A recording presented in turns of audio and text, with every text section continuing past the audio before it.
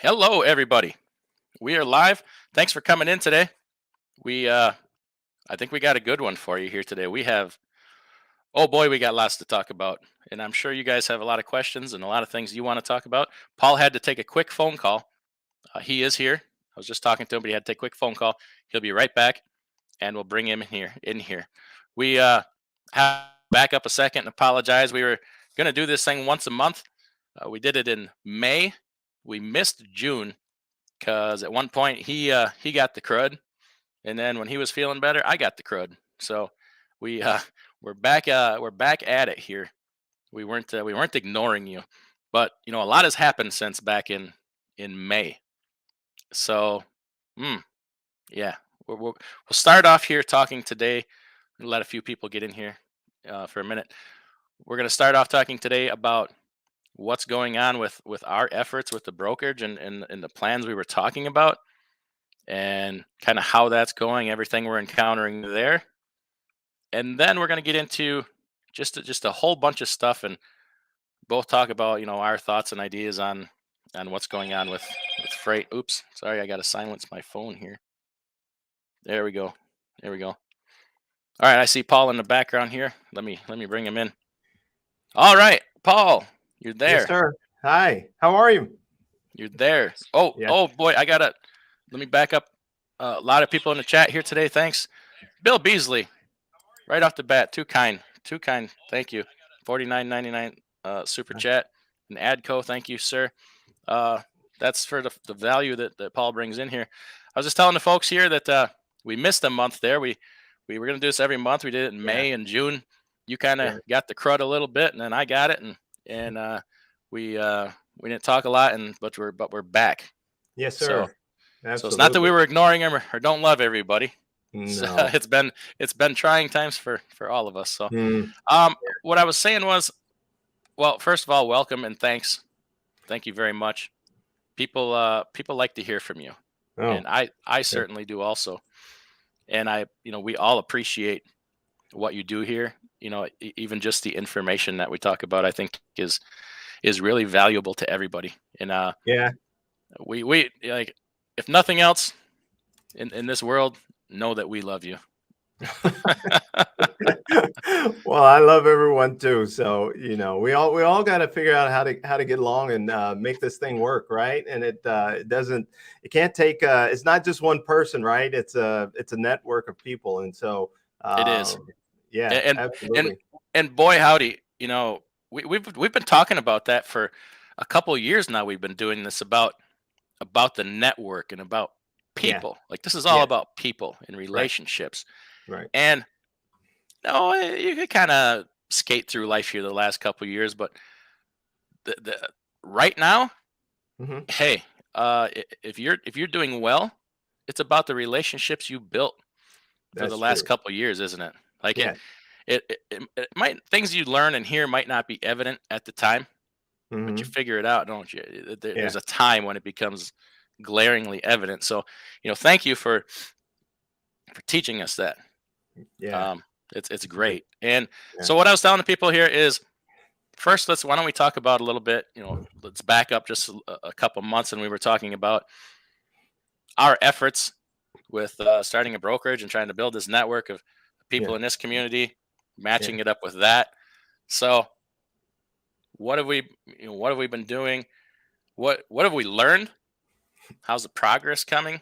Yeah. And why don't we start with what we've learned? Because I think it's interesting. It's been an interesting journey for me. Yeah. Yeah, absolutely. I mean, like you said, one of the things that I do want to say is that, over the past month, it's been,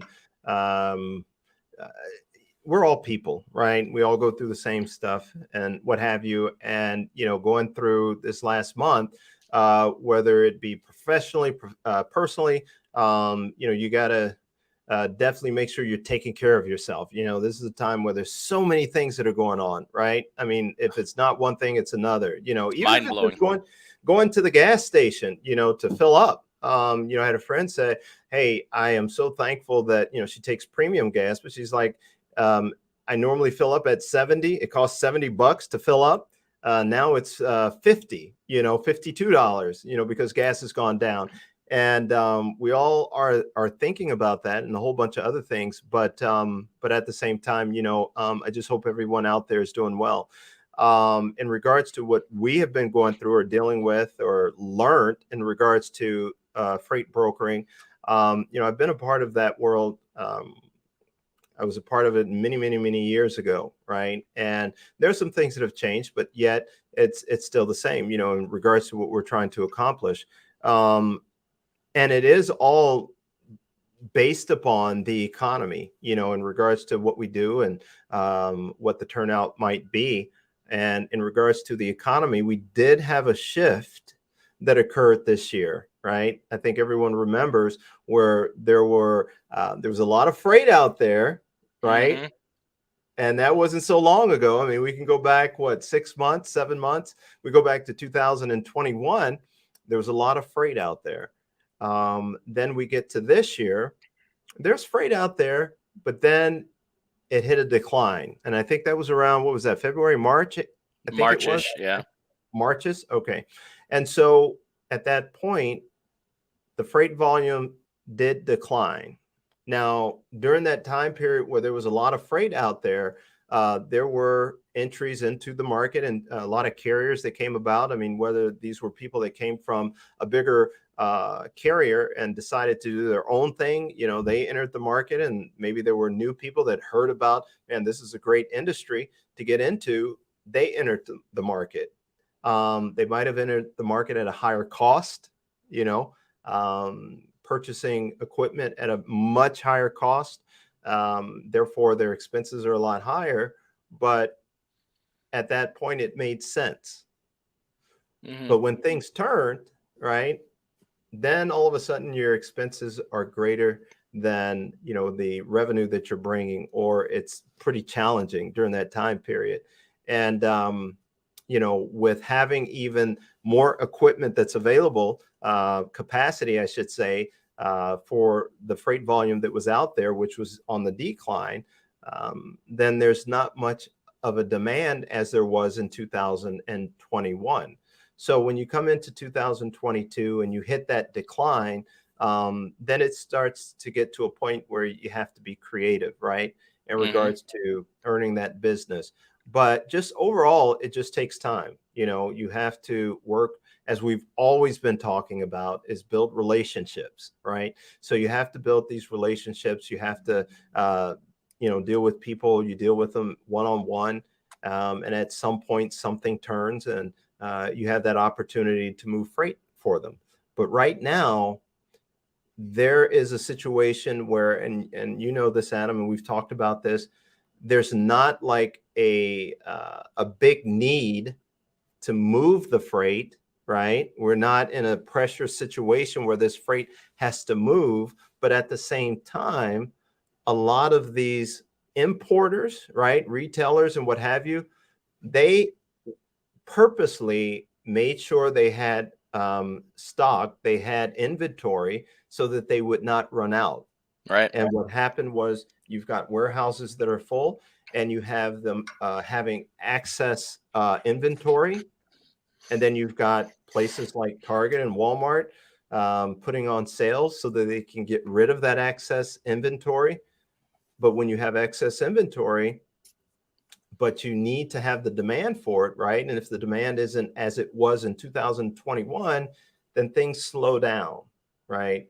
And so for that, in terms of whether you're a freight broker, carrier, whatever the case might be, you're going to experience a slowdown. And that's kind of what's happened, since we talked. Well, let's just go back to, I guess it was March or May. whatever it was, May. Yeah. Yeah. So where we came along in this Mhm. scenario of, when things were, we generated this idea, at that Mhm. time things were still pretty hot. I think it was probably February or Yeah. I Right. think it was February. We Mhm. kind of worked on it for a while behind the scenes, put the idea out there, and when we decided to kind of go live with it, it was kind of right in the middle of, okay, you got a light switch here, you got the on, you got the off, and we kind of we kind of hit the market right in that middle point when somebody was just kind of starting to flip that switch down. Yeah. And then all of a sudden, bang, right? So we found ourselves in some precarious timing. I feel Yeah. like. Right. I feel like that's kind of my shortcoming for not having this idea sooner, or what have you. So I'll take all the heat for that, for our timing, Yeah. because despite my poor timing, you've done very well with what you're doing, and it is a tough time right now to try to enter a customer as a new vendor. Is Yeah. very difficult right now. So, Yeah. oh, Neri Kangethi, thank you so much for the super chat. Appreciate that. And trucking along with Kersey, thank you. I certainly appreciate that. Thanks for coming in. Um, so that being said, I see. Okay, well, let's talk about the freight volumes in the conversations you're having with people right now. Yeah. What Absolutely. obviously volumes are down, spot market Yeah. is down. What what are people saying in the Yeah. conversations that you're having with them? Yeah. No, that's a good question because Or okay. do you hear click? Well, you know what? It doesn't quite sound like that, but it's close. Here's the thing: is that depending upon who you're communicating with, whether it's industry wise or geographically wise, you can get uh, you can hear the same thing in a different way, or you can hear different responses, but you definitely hear something different than you heard prior to um, um, February, March, right? It is a different language, right? It's a different tone, right? It's a Was it different. more foul language? No, that hasn't happened. But you know Okay. what? Here's the thing: in communicating with prior to COVID, right? And communicating with shippers, just trying to get through. That's the only part I'm talking about this moment. It could be very difficult. They screen their calls, right? And depending upon how you handle that, you may get through, you may not, right? But once COVID hit and we started experiencing that, it was easy to get through, right? They let me get you to whoever you need to talk to. And the screener, you didn't have to give too much information as to who you were trying to contact or why you were trying to contact them. I mean, you just give them a little bit of information. They knew who to transfer you to, right?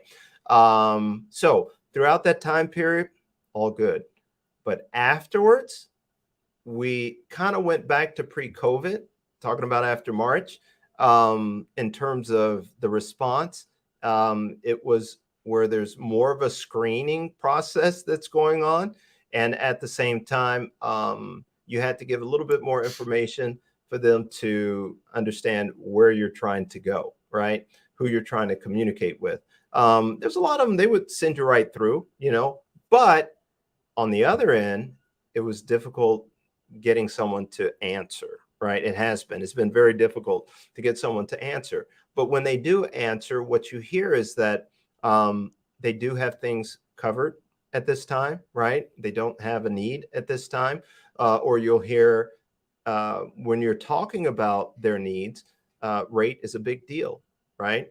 I think that they understand and realize that things have gone into their favor, right? And So I have a great deal to say about that. We'll get yeah, to that a sure. little bit later. No, go ahead. Oh, okay. Continue. No, No, I'm sorry. Go ahead. no, okay. Well, I mean, just that things have gone into their favor, and so what happens is, you deal with what has been presented to you, and so with saying that, the key thing is just because they may talk about rates, or maybe you do go through the process and realize, or they advise you that your rates are not competitive, right? That's okay. I mean, I would go into it assuming that, right? One, look at it from the standpoint of last year when it was a carrier's market, right? As a carrier, you're getting whatever you can get. You know what I mean? From the standpoint of not that, hey, if I can only get $1 a mile, that's what I'm going to get. No, it was you got what you wanted, right? Yeah. And you were able to do very well. It Your was wildest dreams could come true last year and the year before last that. year was your oyster. It was your time, right? But we have been talking about this, that the pendulum, right, was going to swing in the other direction, and that's what's happened. So it's now their opportunity to dictate some things, right? But you have to have that conversation. Now, if we throw away everyone or push everyone away that doesn't talk our 2021 language, right, it's going to be very difficult. But if we're able to communicate, work to understand, but try to have that conversation about other things other than rate. But we're still going to talk rate. It's a part of building that relationship so that when an opportunity does come, hopefully you'll be one of the few that they communicate with so that you have an opportunity to move freight for them, So you have to play based upon what the climate of things is at that time. Does that make sense? Yeah, and I'm glad that was a very powerful last statement, that you have to play what the climate is in that time. And if you're in the situation where you're taking a lot of information from maybe YouTube or different places where all anybody is telling you is that somebody is screwing you, which I'm not saying they are or they're not, but that's the only Right. information you're acting on. Right. You're gonna miss that part of what reality is and what you have to do. You're Sure. focusing too much energy on time on being mad at whoever's trying to screw you, and at that point, the train is totally passing you by. Yeah. Right. So, Yeah. uh, not that it makes anybody feel any better, but well, let me address one question here, statement here. RBK, relationships don't work that well when other drivers undercut you by 20% or more by hauling loads at a loss. I guess the best way is sit those drivers out. I mean,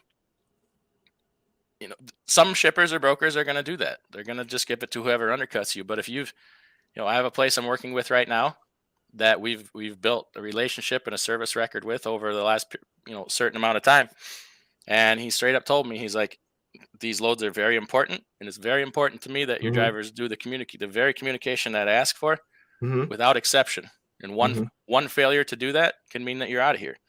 We have not done that.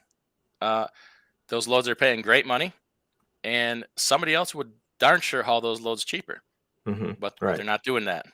So you're also, the other person has to kind of agree to those terms too, that relationships are important. Not everybody is going to. For some, it's Right. just a commodity transaction where it's cheapest truck gets it. Mm-hmm. It's, we all deal with that. So Yeah. don't think that you're special or getting screwed. We all deal with that. Yeah. So all you can do is just over time keep Sure. working towards that. One thing just popped in my head is worth saying it. Over the last 2 years, it has made people lose a long-term perspective. The way things were for the last 2 years, it's made long-term thinking go out of people's minds, right? Like people that were in it before that, a long period of time before that, it's like, you just had to keep in your mind, okay, I had a bad week, it sucked, you know, I can make that up over a period of time. It's not something that next week I'm going to make $15,000 and make it all up in Mm-hmm. 1 week. It was never like that. Yeah. So it's just, it is what it is. It's such Mm-hmm. it was such an odd situation over the last couple of years. It was great, don't get me wrong, but it was so odd. You could just lose sight of everything. Yeah. Yeah. And I think that, that's a key thing. If I don't know, I relate things to sports. It's easy for me from the standpoint of, I play sports, I like sports. And, you have team sports, you have the individual sports, right? But you don't see, you see them perform, right? And they perform for 2 hours, or let's say as baseball, as a baseball player, he might be an outfielder and he might only get three balls hit his way the whole game, right? And then he does get up and bats 3 or 4 times in a game. But there is a lot more practice that goes into it, right? There's a lot of stuff you don't see in the background that Yeah, happen he's been practicing this since he was 4 years old. since he was 4, and he You continues know? to do this throughout his lifetime. The same things that he was practicing when he was 4, right? So what I'm getting at is that in our industry, or really anything that you do, let's say your craft, right? Your craft, you have to develop it constantly, right? And so here in the trucking industry, we have to be developing our craft constantly, right? We have to be about developing, getting better at what we do and what have you. And we're doing that for when the moment arises, right? For we're in a position where we can actually have an opportunity to win, right? So there's going to be a lot of people out there, a lot of shippers out there that are going to say, I need you at $1 a mile. Okay, I know I'm exaggerating, but I'm just trying No, to. I'll tell you about that later. You're not exaggerating. Okay, okay. Ouch, ouch. Okay. So $1 a mile, right? And those you probably don't want to deal with. Maybe, I mean, if it's all about the rate, they're going to leave you because someone else came in cheaper, right? They always say there's someone bigger and badder than you. Well, there's always also, I guess, someone out there that's going to be cheaper than you, but at some point they're not going to be around, right? Right. So, and they're going to provide service that is going to be inadequate to the point where maybe that shipper realizes, okay, you know what, I can't fool around in that lower pool, right? But at the same time, there are a lot of shippers out there, right? They may not come around to you today. There might be where they have, their bidding season is in February or March, and you have to wait for that, or maybe it's in October. Who knows, But the point is that there are plenty of opportunities out there, but you have to put yourself in position to win. So if you're consistently practicing or putting yourself in a position to win, if you're consistently, reaching out to opportunities, if you're consistently looking at technology, if you're consistently looking at what is it that shippers are looking for, what do they need, right? It's not all about me. You know what I'm saying? Because if it was all about me, right, then I don't think I just can't see that working, right? I mean, you can think Well, of. it's proof it doesn't work because for the last 2 years, it was all about me and what I want. They they had to give me everything I wanted, Sure. and now we're for the lack of a better term, now we're paying a price for it. But here's the thing: when it was all about, let's say, at that time period, it's all about the carrier, right? The revenue is out there. I'm getting $5 a mile, $10 a mile, whatever it is, right? I'm doing great. Um, there comes a time where you have to stop and actually look at yourself and say, okay, where am I at? What is my position in this whole scheme of things? You're generating revenue to do what? Are you going to, I don't know, put it in the bank? Are you going to spend it, or are you going to put it back in your company so that you can be at that next elevated level, right? And so when things do turn, right, you're in a position where you have something to offer that your competitor does not have to offer, right? So, in the time of prosperity, right? And this is something that you and I talked about, going back to the roaring 20s, right? 1920s, when you look back on the past, there's a history there that's a great history lesson for us that is very relevant today. And if we're able to understand that and look at today and see where we're at and be able to learn from that, we could make better decisions today. Right. So 2021 or 2021 was definitely a great year, but the key thing is what do we do, um, what do we do with that? I guess that, I don't know, Well, profit yeah, or and what? and that's not to say you shouldn't take the money if it's there. You absolutely should. You'd Mhm. be foolish Oh not to. yeah, But at a certain point, take it. you have to say, okay, this is played out for X period of time. Yeah, Things only last for so long. yeah, Maybe I need to position myself to go to these places and that's it. say, this can't last. I understand that. You're You're going to right. continue to pay this for a while, but why don't you lock in some, you know, slightly lower contract rate with me? Yeah, that's the building relationships part Yeah. And I, to of it. be honest, I didn't do enough of that. I Hmm. should have done more of that. Hmm. Uh, but hey, you live and you learn. Right. So okay, let's jump back quick to back kind of what's happening with us. Uh, Hmm. Success has been slow. I Hmm. thought, what we kind of said from the beginning, this thing could take off very fast, and I still believe it could have if my timing had been a little better. We hit it at a soft time because even when Yeah. you're first talking to people, they're like, that sounds like a great idea, Right. You're and right. then just freight continues to get softer every week, Right. and even though they're still saying, yeah, that's a really good idea, I like that. Uh, there's still the reality that freight isn't what it was, Hmm. right? Yes. And we have Yeah. these people we've been dealing with for 10 years. You're trying to get in here new.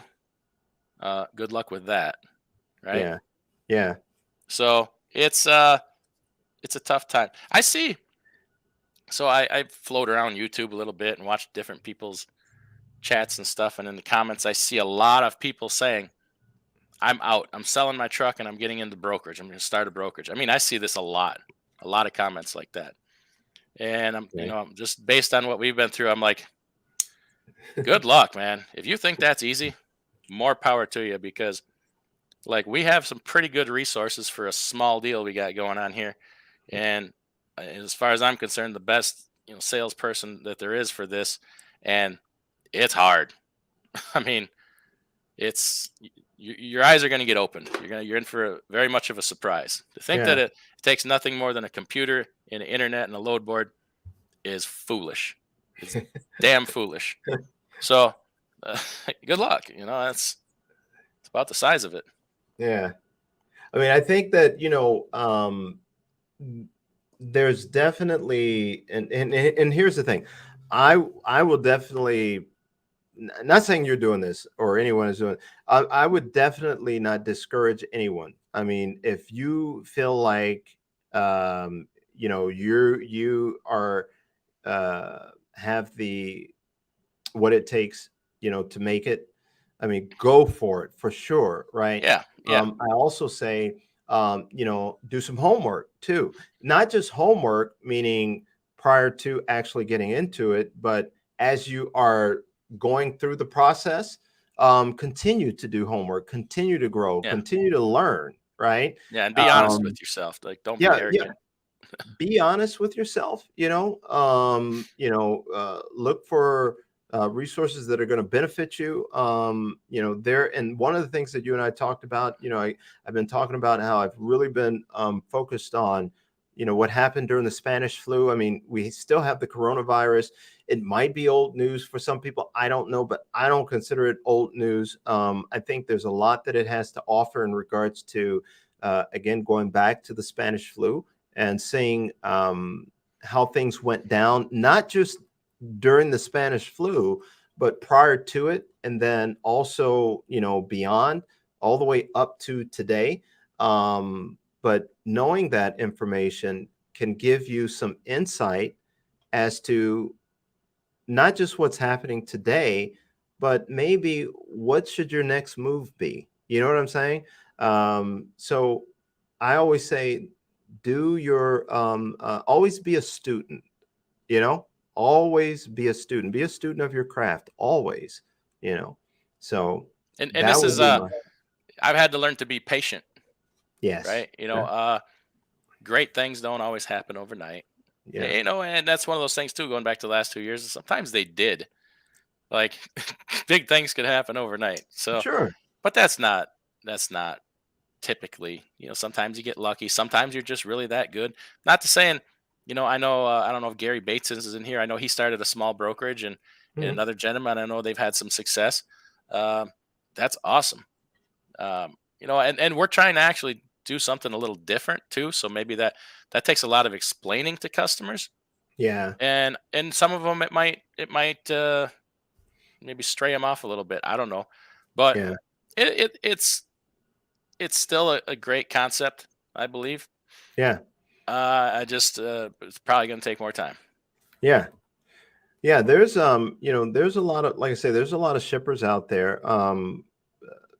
Okay, when the pandemic hit, there were shippers that didn't have a big issue finding opportunities, right? Or finding the carrier. The carriers were there. They had relationships and what have you. But when things changed and all this big money was out there, right? Even their carriers that they communicate, I mean, that they've been working with, they saw other opportunities, right? The spot market looked really nice, right? Hmm. And but demand also increased as well, right? So there was a demand for their product. They needed more from their carriers, but their carriers found more money elsewhere. So for them, they were in a situation where they had to look elsewhere. Now, as things have, swung back the other way to the shipper, well, guess what? The shipper is saying, "All right, hey, this is what I need, but this is where I'm at. I'm calling the shots, right?" And then the carriers are like, okay, I got to listen to you, right? So what do you got for me? So those carriers that they have been working with, they're coming back to them. So to be able to come in and say, hey, you know what? I want to help you move your freight. You know, there's that existing competition, right? That these are people that they have worked with. So It's interesting you bring that up because mhm. that's another thing. Competition was not a thing for the last 2 years. Yeah, You didn't have to be competitive. Now no, now we're having to learn to compete all over again. And in regards to that, something I alluded to earlier, I have a friend hmm, that works for a I'd say a medium sized brokerage, okay, and they haul all the overflow freight for paper companies, Wisconsin, Minnesota, Michigan, hmm, the big paper chains. And she told me straight up, she's like, I'm in calls with these people, and they're telling me I have to take this freight for less than a buck a mile. And she's like, if I have to take it for 97 cents a mile, what the hell am I supposed to pay the truck? Like, I can't. What am I supposed to pay him more than 97 cents a mile? I'm supposed to pay to haul your freight? Like, hmm, that's not.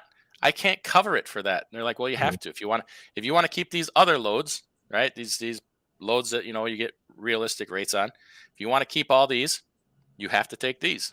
hmm, And she's like, well, I guess. I don't know. I'll try. I make no promises if I can cover them or not. We never really got into that. But hmm, there's people that they're doing that. And yeah, I wow, get it. The pendulum didn't just swing back the other way. It swung hard. It was a hmm, hard swing. yeah, Everybody, I see also comments in other videos and stuff that like, we have all the power. We could teach them we have all the power if we all got together and shut them down. You don't. You made that up in your head. You don't. yeah, Because they're still gonna get their important freight covered. Somebody's still gonna haul it. They got yeah, contract carriers, and there's people that won't shut down. yeah, And the rest of it'll just get moved whenever people come back to work. They're not desperate to move yeah, freight right now. yeah, They're just not. yeah, Uh, th- you know, Not saying we're not powerful, but there's times when you are and times when you aren't. And right, part of being in business is recognizing when you are and when you aren't. Sometimes you're the hammer, sometimes you're the nail. Right now, yeah, you're the shiny big nail, just waiting to be smacked by the hammer. yeah, And that sucks. yeah, it I does, am too. yeah, I'm not sitting here any better off than anybody else. I got a big shiny nail head, looking up too. But it's a reality. yeah, People are running around, know your worth. Well, also know your place, know hmm, reality, know where you fit. This is a big system, right?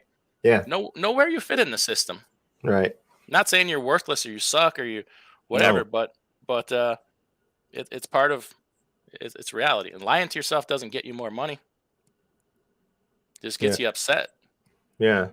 I mean, there's a lot of things that are going on. I mean, when we're right now, we're narrowing it down to, just over the road transportation, trucking. I mean, you have rail, you have air, you have ocean. You have all these different modes of service of transportation, and they're all dealing with pretty much the same thing, I would say.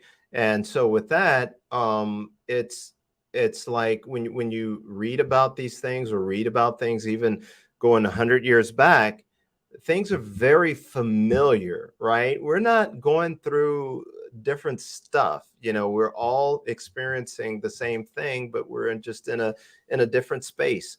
And whether you're talking about shippers, right? They were working to bring a lot of freight over, importers. They were putting it in the warehouses. Some of them weren't even going to the warehouses. They were just coming straight to to the store or to the customer. That's changed, right? Yeah. You had travel, right? There was a lot of travel that went on, especially during the 4th of July, right? People are wanting to get out and be about ever since Christmas, I would say. If you think back to Christmas, people were wanting to move around. Hmm. Masks started to come down, and we had an issue there. We still do, but there were a lot of planes that were what were they were not rescheduled, but they were canceled, right? There was a lot of cancellations. This thing has impacted a lot of different industries, and I think, we're at a point where it's kind of at this wave where it's trying to figure out right where it's going to be called a norm, right? I mean, we had again the Putin invasion of Ukraine, and that has impacted things. You just have a lot of things that are happening, and it makes sense. It's Yeah. not a thing of where it's like, oh my God, this is just ridiculous. It's crazy, but if we really thought about it, we could predict some of this stuff. And we did. We predicted some of this stuff. We predicted that there was going to be a downturn, Right. and there were reasons for that. It made sense. So where we're at now, we have to think about things in a realistic way, right? In order to be able to determine our next move, and if you notice, I didn't say determine what's going to happen next, right? We don't know what's going to happen next, Yeah. right? No, you can't But control it. you can't, because you don't know what's going to come up. But we can speculate, right? And we do that all the time, but you still have to make a move, Yeah. right? You can't We can be only control what we're gonna do, not what somebody else is gonna do. absolutely, And I don't want to sit here. Once again, probably overwhelmingly negative. There will be better times. sure. There Yeah. will. But Yes. we deal with that. What we do now to position ourselves puts us in a better position for when that does happen. So right now, you continue to do what you've done, and when things turn around, you're just automatically well positioned. So we kind of believe, you kind of believe, and you've talked to me about this and told me this. I said, Paul, the little sneak behind the scenes here. I said to Paul, Paul, is this even worth doing? And you said absolutely, because we need to Mhm. be in these people's ears now, so that when things turn around, we're already in there. True. We're not we're not cold calling them when things are popping off and getting hot. Talking to them now, and they'll remember you, and you Yeah. communicate with them. So that kind of gave me a different perspective on that, because Yeah. I'm thinking, I was kind of thinking, I'm like, is this even? Do we even do this? Do we continue with this? Is this smart? So Yeah. you re-educated me on that, and now I get it now. So Yeah. it's kind of where we're at, right? Is right Yeah. now Right. kind of trying to position ourselves with the brokerage so that when there is a need, we're there. Yeah. That could be a while. We don't know. Yeah. We don't know. No. Uh, Yeah. in fact, we've had this conversation, and we both kind of sort of believe that this is gonna last a little while, right? Yeah. Yeah. I mean, there's going to be, whether we're in it now or not, I mean, a recession, I mean, it only makes sense. I mean, if you're talking about, see, they're, okay, real quick, and we've talked about this before. The economy, we follow the economy, our industry does, right? I mean, that's just what happens in the industry is based upon consumers, right? So, and then the consumers are influenced by a lot of things, right? But to make it real simple, look at it this way. You have the Fed, the Federal Reserve, right? They adjust the interest rate, right? Right. And when that interest rate gets adjusted, they're doing it for a reason, right? Right now, they're saying the economy is hot, right? We're looking at 9.1 inflation, If you 3.6 believe that, huh? if you believe that, Well, if you believe, right, absolutely, right. So there's more to look at, versus those, I don't know, 400 products that they look at or items that they look at, but there are things that that are taking more money out of our pocket, and it's greater than the wages that we're getting, right? So we are not, and then you have those that are doing well, when there's an economy the way it is, they make a lot of money, and then you have a lot more people who don't do so well when we have this inflation, right? It becomes very challenging. So we have a situation where when we look at it all, um, where do we fit into this, right? Right now, and even when things are good or when things are bad, we have to understand that things will change tomorrow, but we have to position ourselves in order to win, right? And what we're talking about is, we've always talked about is relationships, developing those relationships, when times are bad, we got to think outside the box, and sometimes we have to have those connections in order to make those things operate, that when we're thinking outside the box, when things right, are going well, it doesn't matter who we communicate with, you can just kind of go on cruise control, and you could go it on just kind of, cruise control, yeah, but it's a great opportunity still to develop relationships. You know what I'm yeah, saying? right. So, Let me um, let me jump in here for just a second. yeah, go TBT ahead. says he's glad I take the blame because it's always my fault. Appreciate it, TBT 4.99 super chat, and Sterling $20 super chat. Thank you. Says I'm looking back to the 70s. Seems like, well, basically saying history is repeating itself. Yeah, we got more to say Yeah, say about that.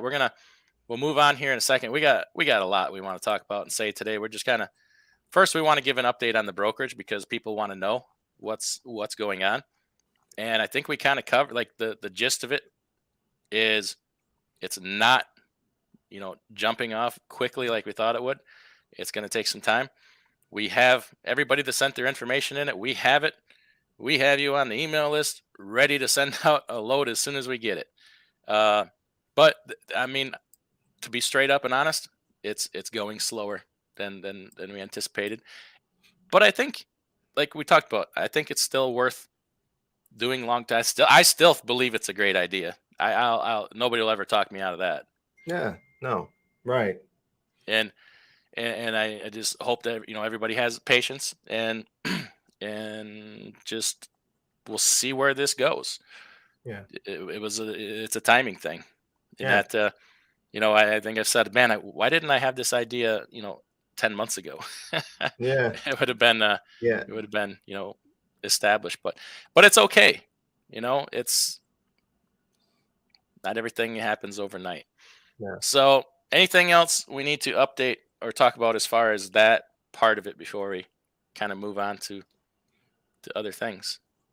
No, I can't think of anything other than it will, as you indicated, in terms of taking time during that time period. I always just look at it like this: just look at it from as an educational thing. What some of the great leaders, or the people that have done really well, in the world, they don't look at failures, as failures. They look at them as a learning experience, right? And I'm not saying that we failed at anything or anything like that. I'm just saying that when we enter a certain climate, right, there's an opportunity to learn, right? And as one of the responders said, that this 70s, this is reminiscence or a repeat of the 70s, right? Well, if that's the case, I mean, then study the 70s, right? And kind of understand some things and what have you. And I'm sure there's probably been policies that have been put in place to prevent some things that happened during the energy crisis and what have you.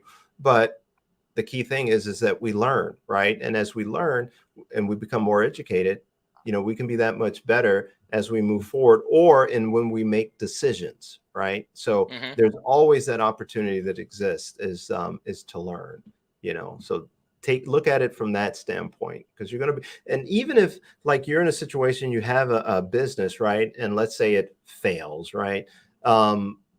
You have an opportunity to come back and do another business, right? But you're going to take what you've learned, to go to that next, take it with you to that next business, and you're going to be that much better for it. So look at it as a learning opportunity, whatever's going on right now. Does that make sense? That's one thing, again, where trucking can be kind of unique. Mhm. Oftentimes when you fail in trucking, and most of us have at some point or another, right? Uh, Mhm. you, because when you're new, you jump right into being an owner operator. You don't know that you don't know enough. Sometimes you got to learn the hard way. That's That doesn't happen as much yeah, these days because of the internet and YouTube. There's so much information out there.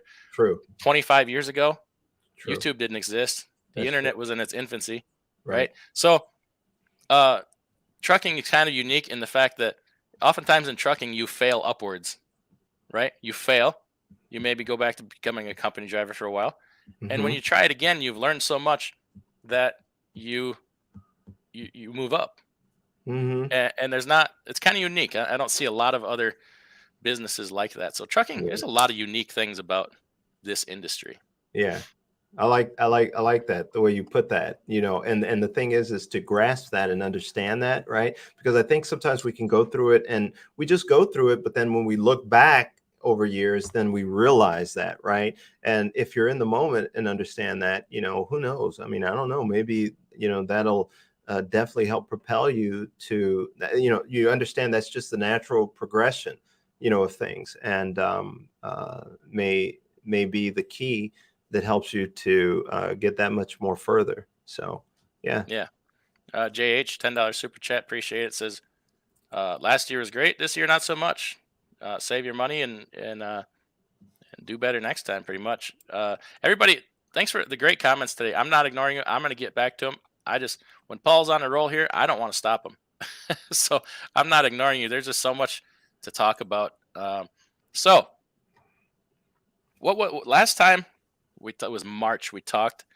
Diesel was probably significantly lower. Freight volumes were significantly higher, and freight rates were higher. So we've had, well, a lot happen Hmm. since then. Hmm. We have, okay. So let me put the big question out there right away. Okay, Okay. is a big question. So we have a lot going on right now. We have inflation. We have low rates, low freight rates. We have high fuel, the highest Hmm. we've ever seen, the highest inflation we've ever seen. We have the raising interest rates. Okay. We have some bubbles maybe that haven't hit yet. Do we have a potential housing bubble coming? Credit card bubble? I think we certainly have an auto loan bubble coming. A student loan bubble. Um, who knows? You could probably keep going of all these things that are going on. We have a potentially at some point being drug into a what could end up being a world war, right? That we're funding one side. True. Yeah. Um, have you ever seen a time in history where we've just had so much going on at one time? And is this, yeah, okay, yeah, I forgot we still have the part shortages that just only seem to get worse. Hmm. And we have this AB5 thing in California. I don't mean to keep going. We No, no, no. Keep it. Keep. uh Yeah. I can't even think of them all. You guys help me out. You guys know. You What got what the am I missing here? zero We COVID policy in we China. yeah, That, we have that China's shut down. We maybe have uh you know container problems not moving again in and out of the ports because of the AB5 thing in California. We and have, including the few the shortages. I mean, food. yes, Specifically. thank you. Potentially another quote unquote pandemic coming with monkeypox that's in every Monkeypox. state Yeah. now. They're starting to beat that drum.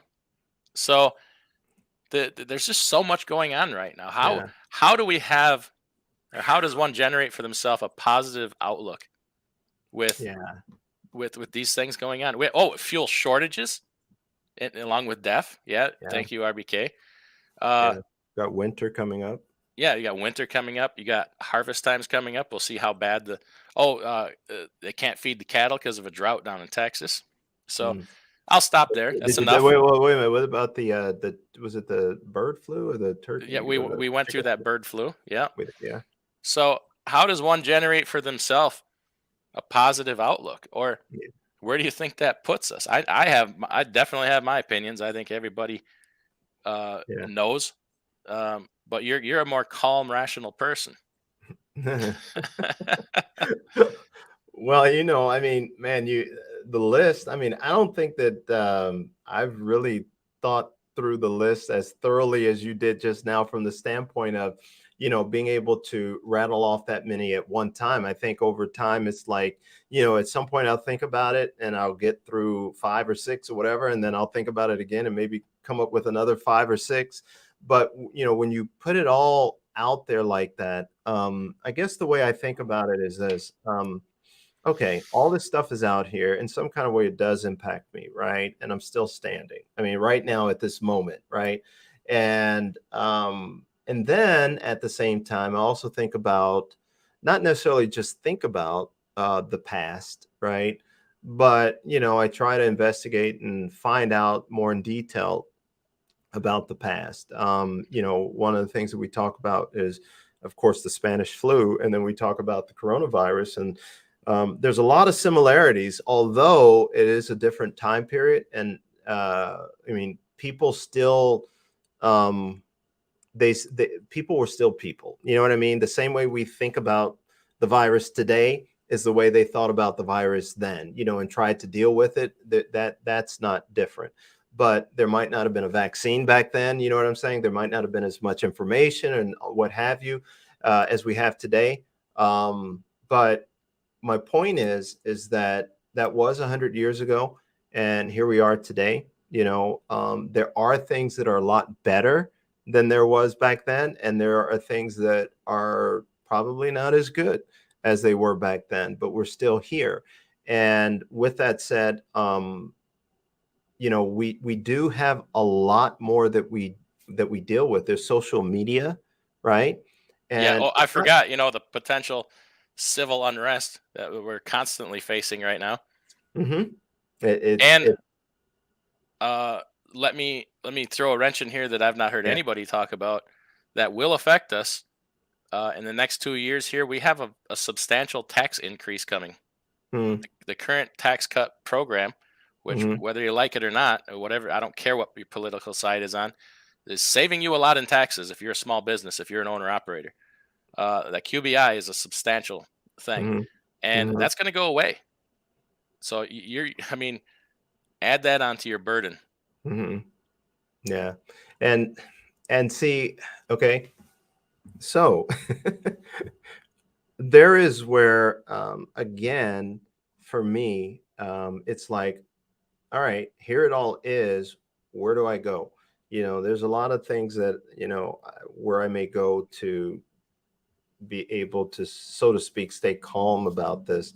And one of the things that I'll end up doing is going back in history and trying to figure out, see, has this occurred before, and you know, how was it handled, what happened, and all that good stuff. So there's a lot of things that we're going through today that has occurred in the past, and they made wrong decisions in the past, and put things in place, hopefully, so that we can better handle it if it ever came up again.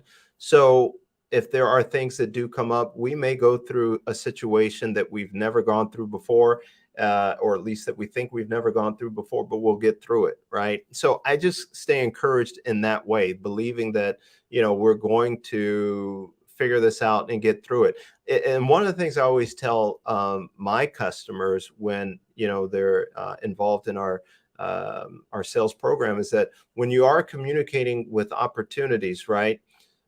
That's great that you get the business, but you want to be able to retain the business, right? And in retaining the business, or actually getting the business, some kind of way you have to convince them that you can provide them the service that they need, that they're looking for. And when you get that business, you still are being evaluated. You're still being interviewed, right? So they want to see how you handle situations, right? And then when a bad situation comes up, that's when you are to rise to the occasion. That's when they really know what you're made of, right? So when the Right. bad situation occurs, right, what are you going to do at that point in time, right? There's an opportunity to show up, and I think that when we encounter these tough situations, all these things that you're talking about, I think that we'll show up.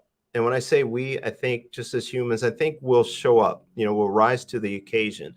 Now, right now in the Ukraine, they're trying to get the grain out. They're trying to, work with Russia, right, to push that out.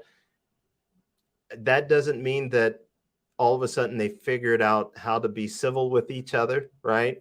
Yeah, Yeah, I heard that, and then I saw Ukraine was loading some ships with wheat to ship them out, and Russia bombed it. they bombed. When did they do that? When did that I happen? saw it in the headlines late last week. Late last week? Okay. Yeah. So, okay, I haven't seen that yet. Well, the week that just completed. That just This. completed. Okay. Yeah. Okay, gotcha. I gotcha. So we're just talking like yesterday or something like that. I mean, last Yeah. week, right? Maybe Okay. Thursday, Thursday. Friday. Okay. So even with that, that situation, Ukraine, Russia, yeah, I don't trust Russia at all. I don't trust either one of them. Tell you the truth, I'm like I've seen so many conflicting things. Yeah, yeah, it's and if you again go back to history, right? There's a lot of things that may give you some um, peace of mind, so to speak, in order to be able to think through Hmm. beyond just what's happening. I mean, sometimes things are so sensationalized that we can't really think, and I think that what we need is to be able to gain some consciousness or something that will allow us to think things through um, to the point of there's a light at the end of the tunnel, right? And you and I've kind of talked to you a little bit about, what I've been working on. And, I'd love to take uh, another show and be able to go through that because I want to be able to have time to kind of put that out there in maybe our FMI newsletter or be able to really share that information with you, right? And so that you and I could, really have, I think, a good discussion about it. I mean, not because of what I'm thinking, but even be able to hear what your thoughts are, right? And I think that might be a good discussion that we could have and share with the audience, right? We So, can do this every day if you want to. okay. You just tell me. You just tell me. Okay. All right. Very good. Very good. So, but I've been working on it for a long time. It's been, I don't know, over a month or so. And I want to be able to put it all together and be able to get it out. And hopefully, it does make sense and give people an opportunity to go beyond all of this stuff that exists because it can be overwhelming. But at the same time, I think we just need an opportunity to absorb it and be able to see beyond all of the because there is something beyond this. I mean, there's more to come, not more bad stuff. There's more. There's opportunities even in the situation we're in right now. There's opportunity that exists, right? Hmm. And it's just a matter of uh, understanding that, taking advantage of that, and moving forward. I mean, regardless of whether we do well or not, I think that we need to know that, understand or see steps that we can take to move forward and not stay stuck, and that's I, when I think things happen.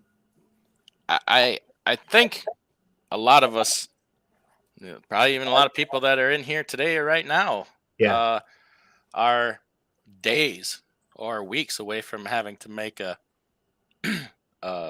decision one way or another if we're in sure. this or if we're not.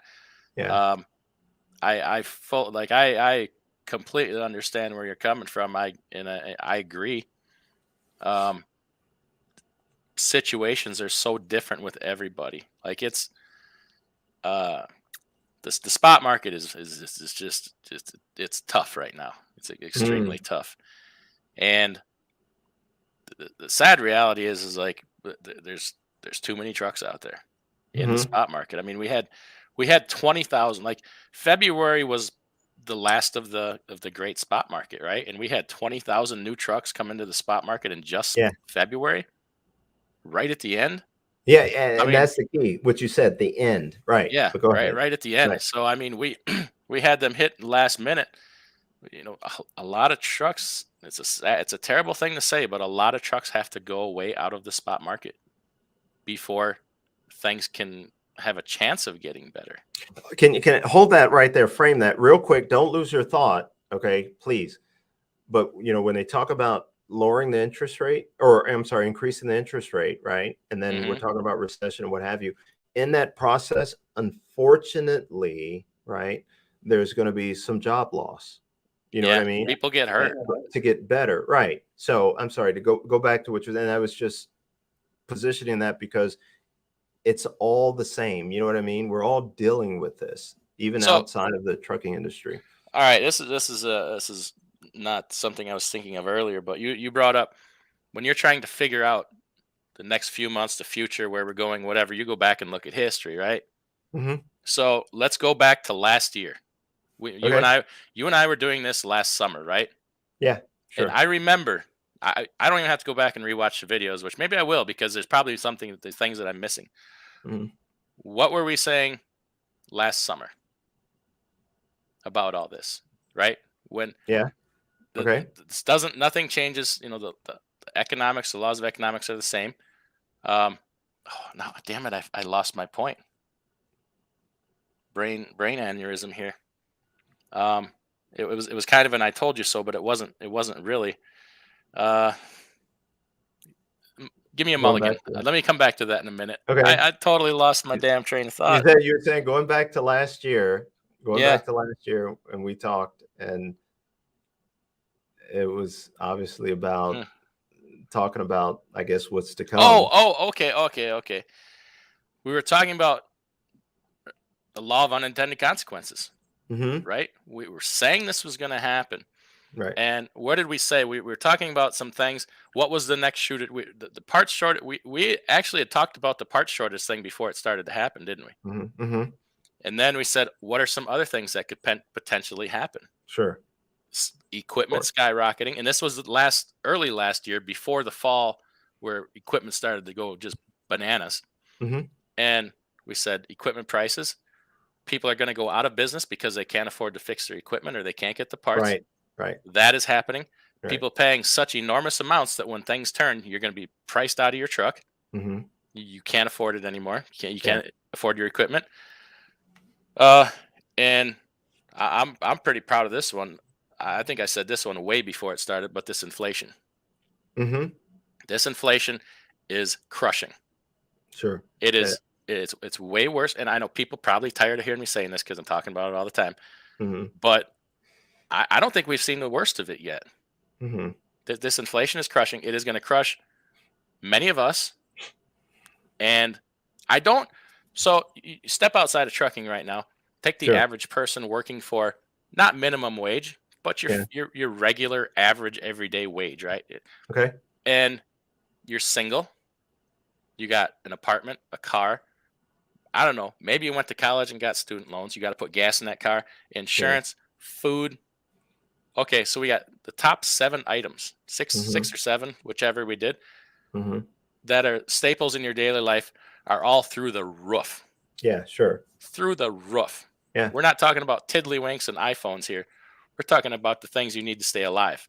Sure. Do your job and have a job. Yeah. Right? Yeah. How is the average person supporting that?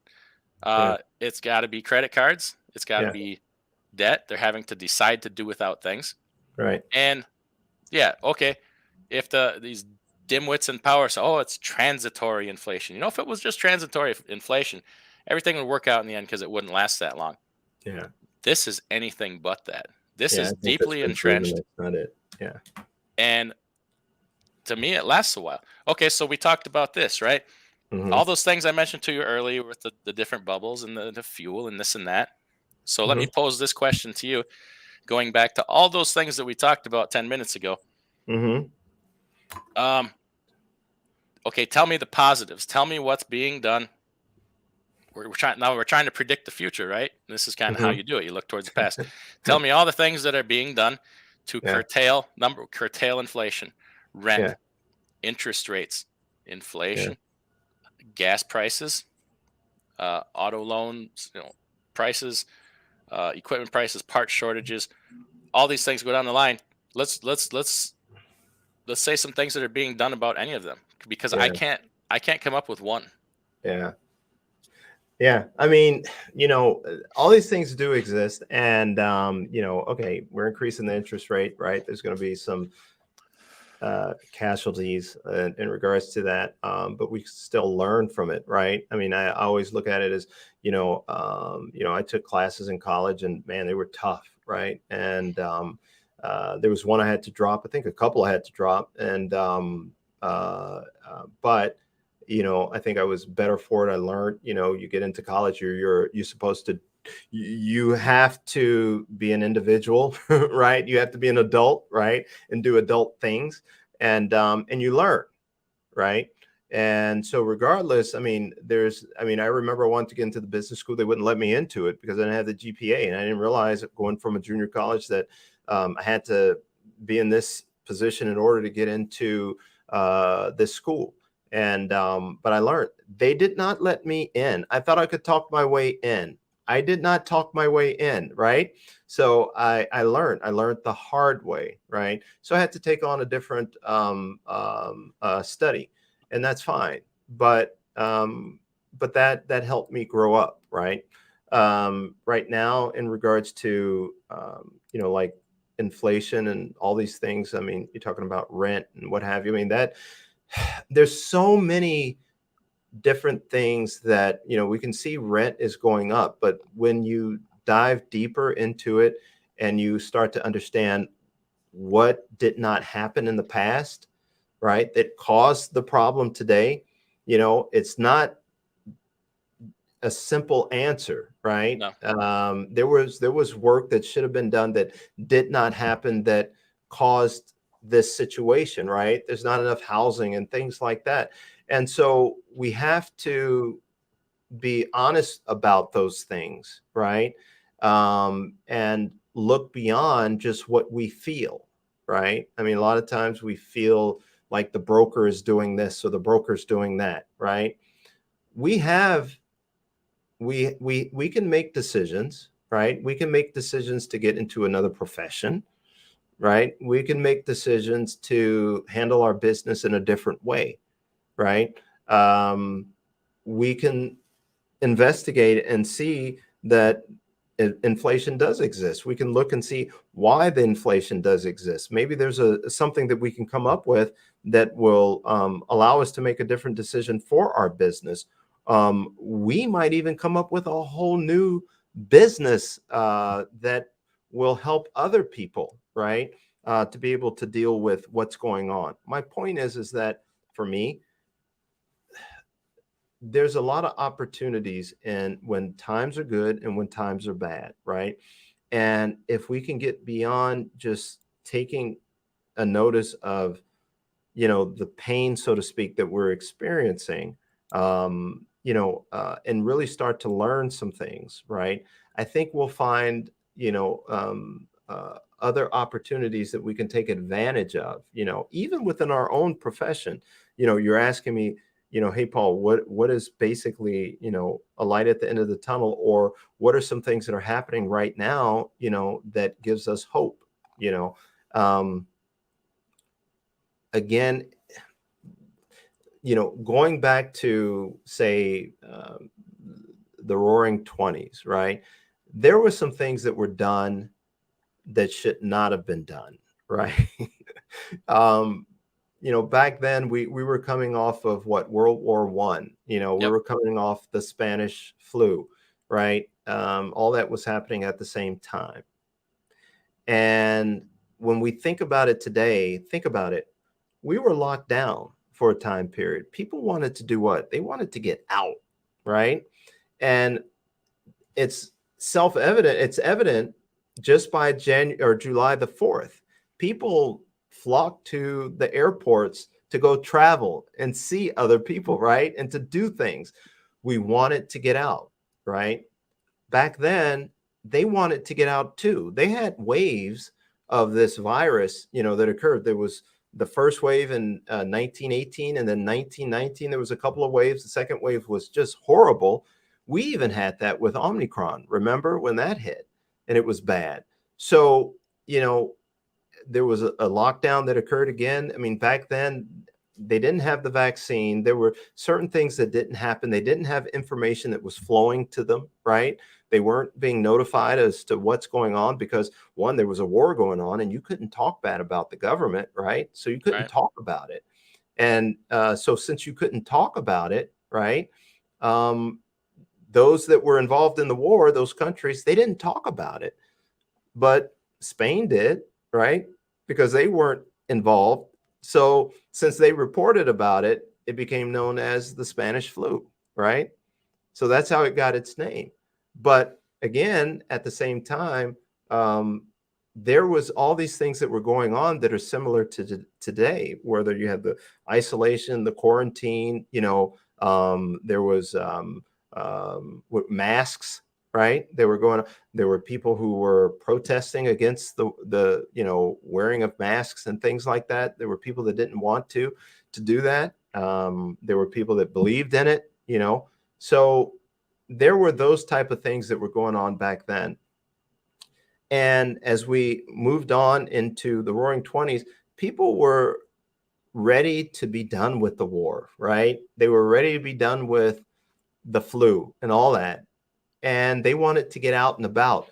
Interest rates were low. Now, if you recall last year, the interest rates were pretty low and people did what? They bought homes, right? Spent money.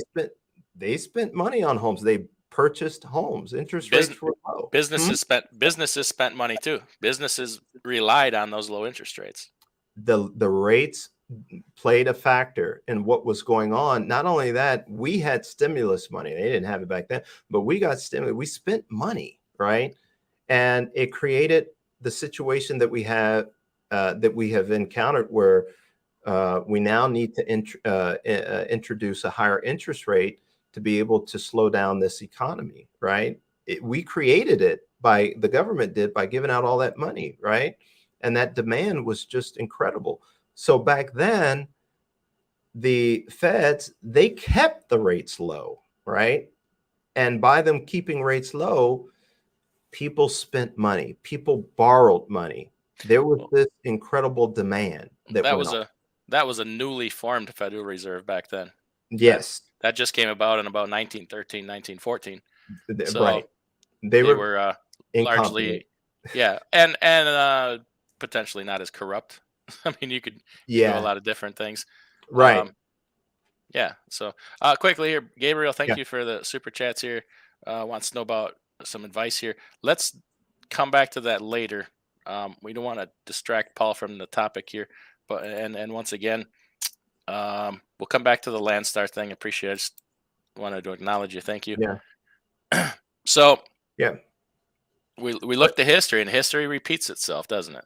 Yeah, I mean, there's where it not necessarily, I mean, it repeats itself, but then at the same time we learn from it, right? And back then, there was a study at some point done where they realized that the feds at that time, they did the wrong thing. They kept the rates low, right? When, like today, they're trying to, be able to manage this situation, right? And so they're increasing the rates. They're being aggressive in regards to increasing the rates for specific reasons.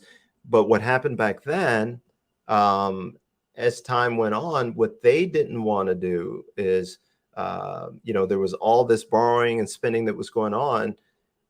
And instead of them then deciding to,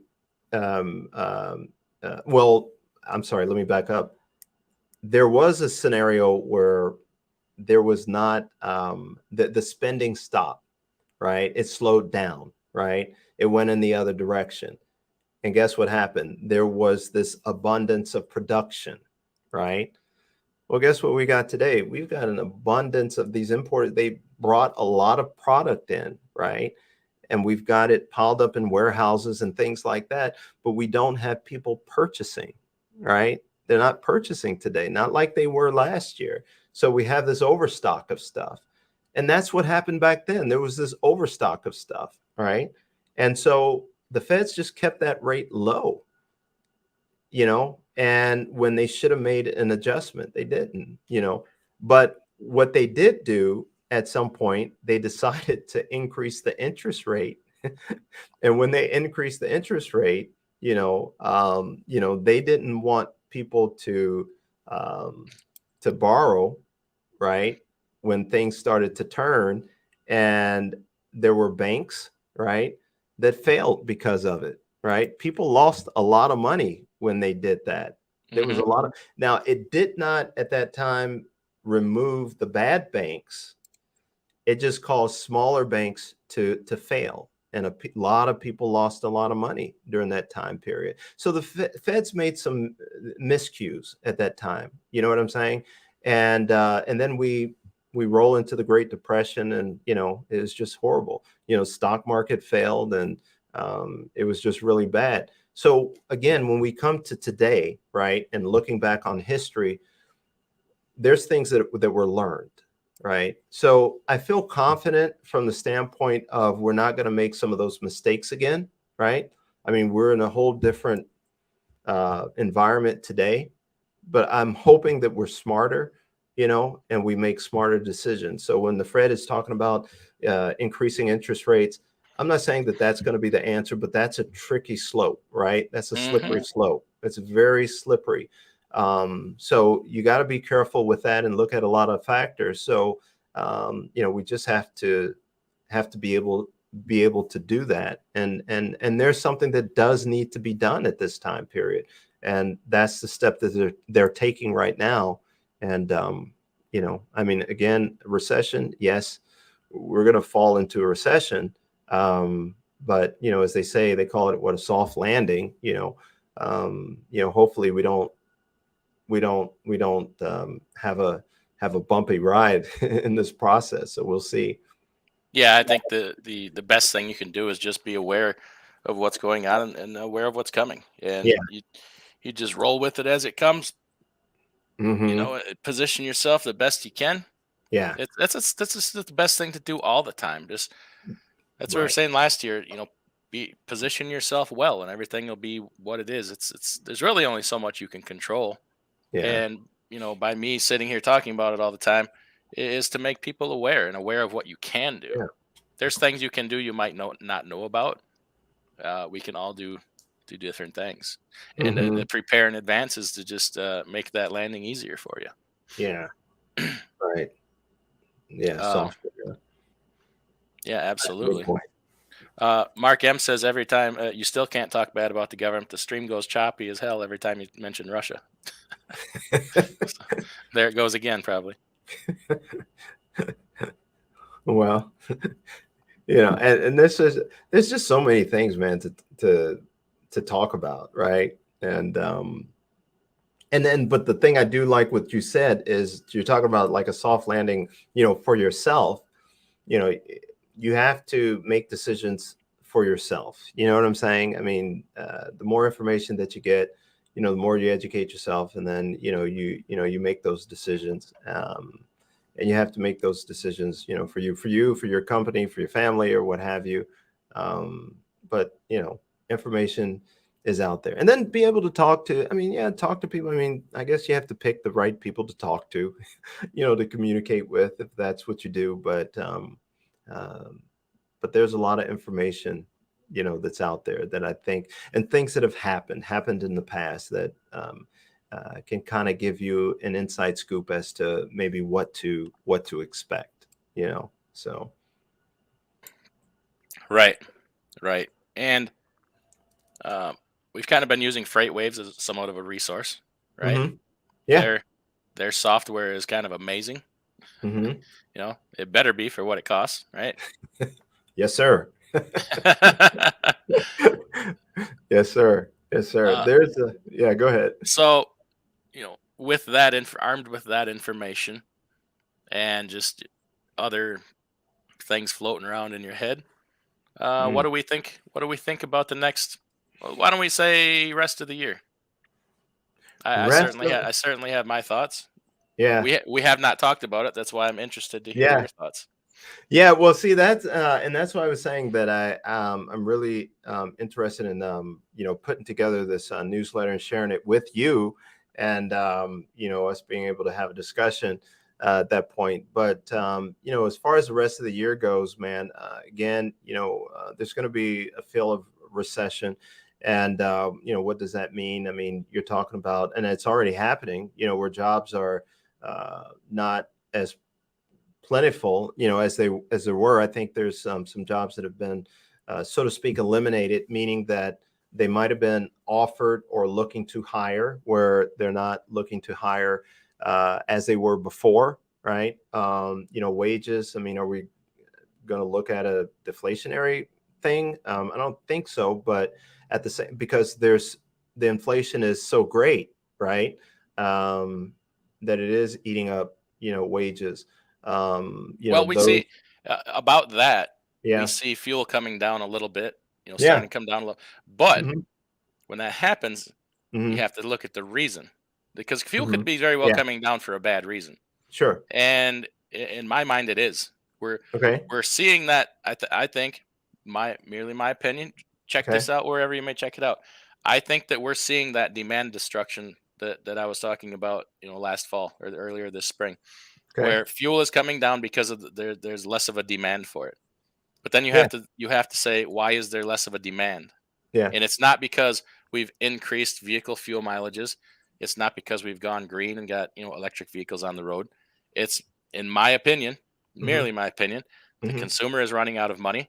yeah, They're stopping spending money. They have sure, less discretionary income. They're yeah, traveling less. yes, You go on and down in that road. yeah, Um, they can't afford it, yeah, and that's demand destruction in essence. Fuel is coming down for a bad reason. yeah. I mean, Not that I think fuel should come down. Don't get me wrong. We need yeah, it to. We need it to. It's a yeah. problem.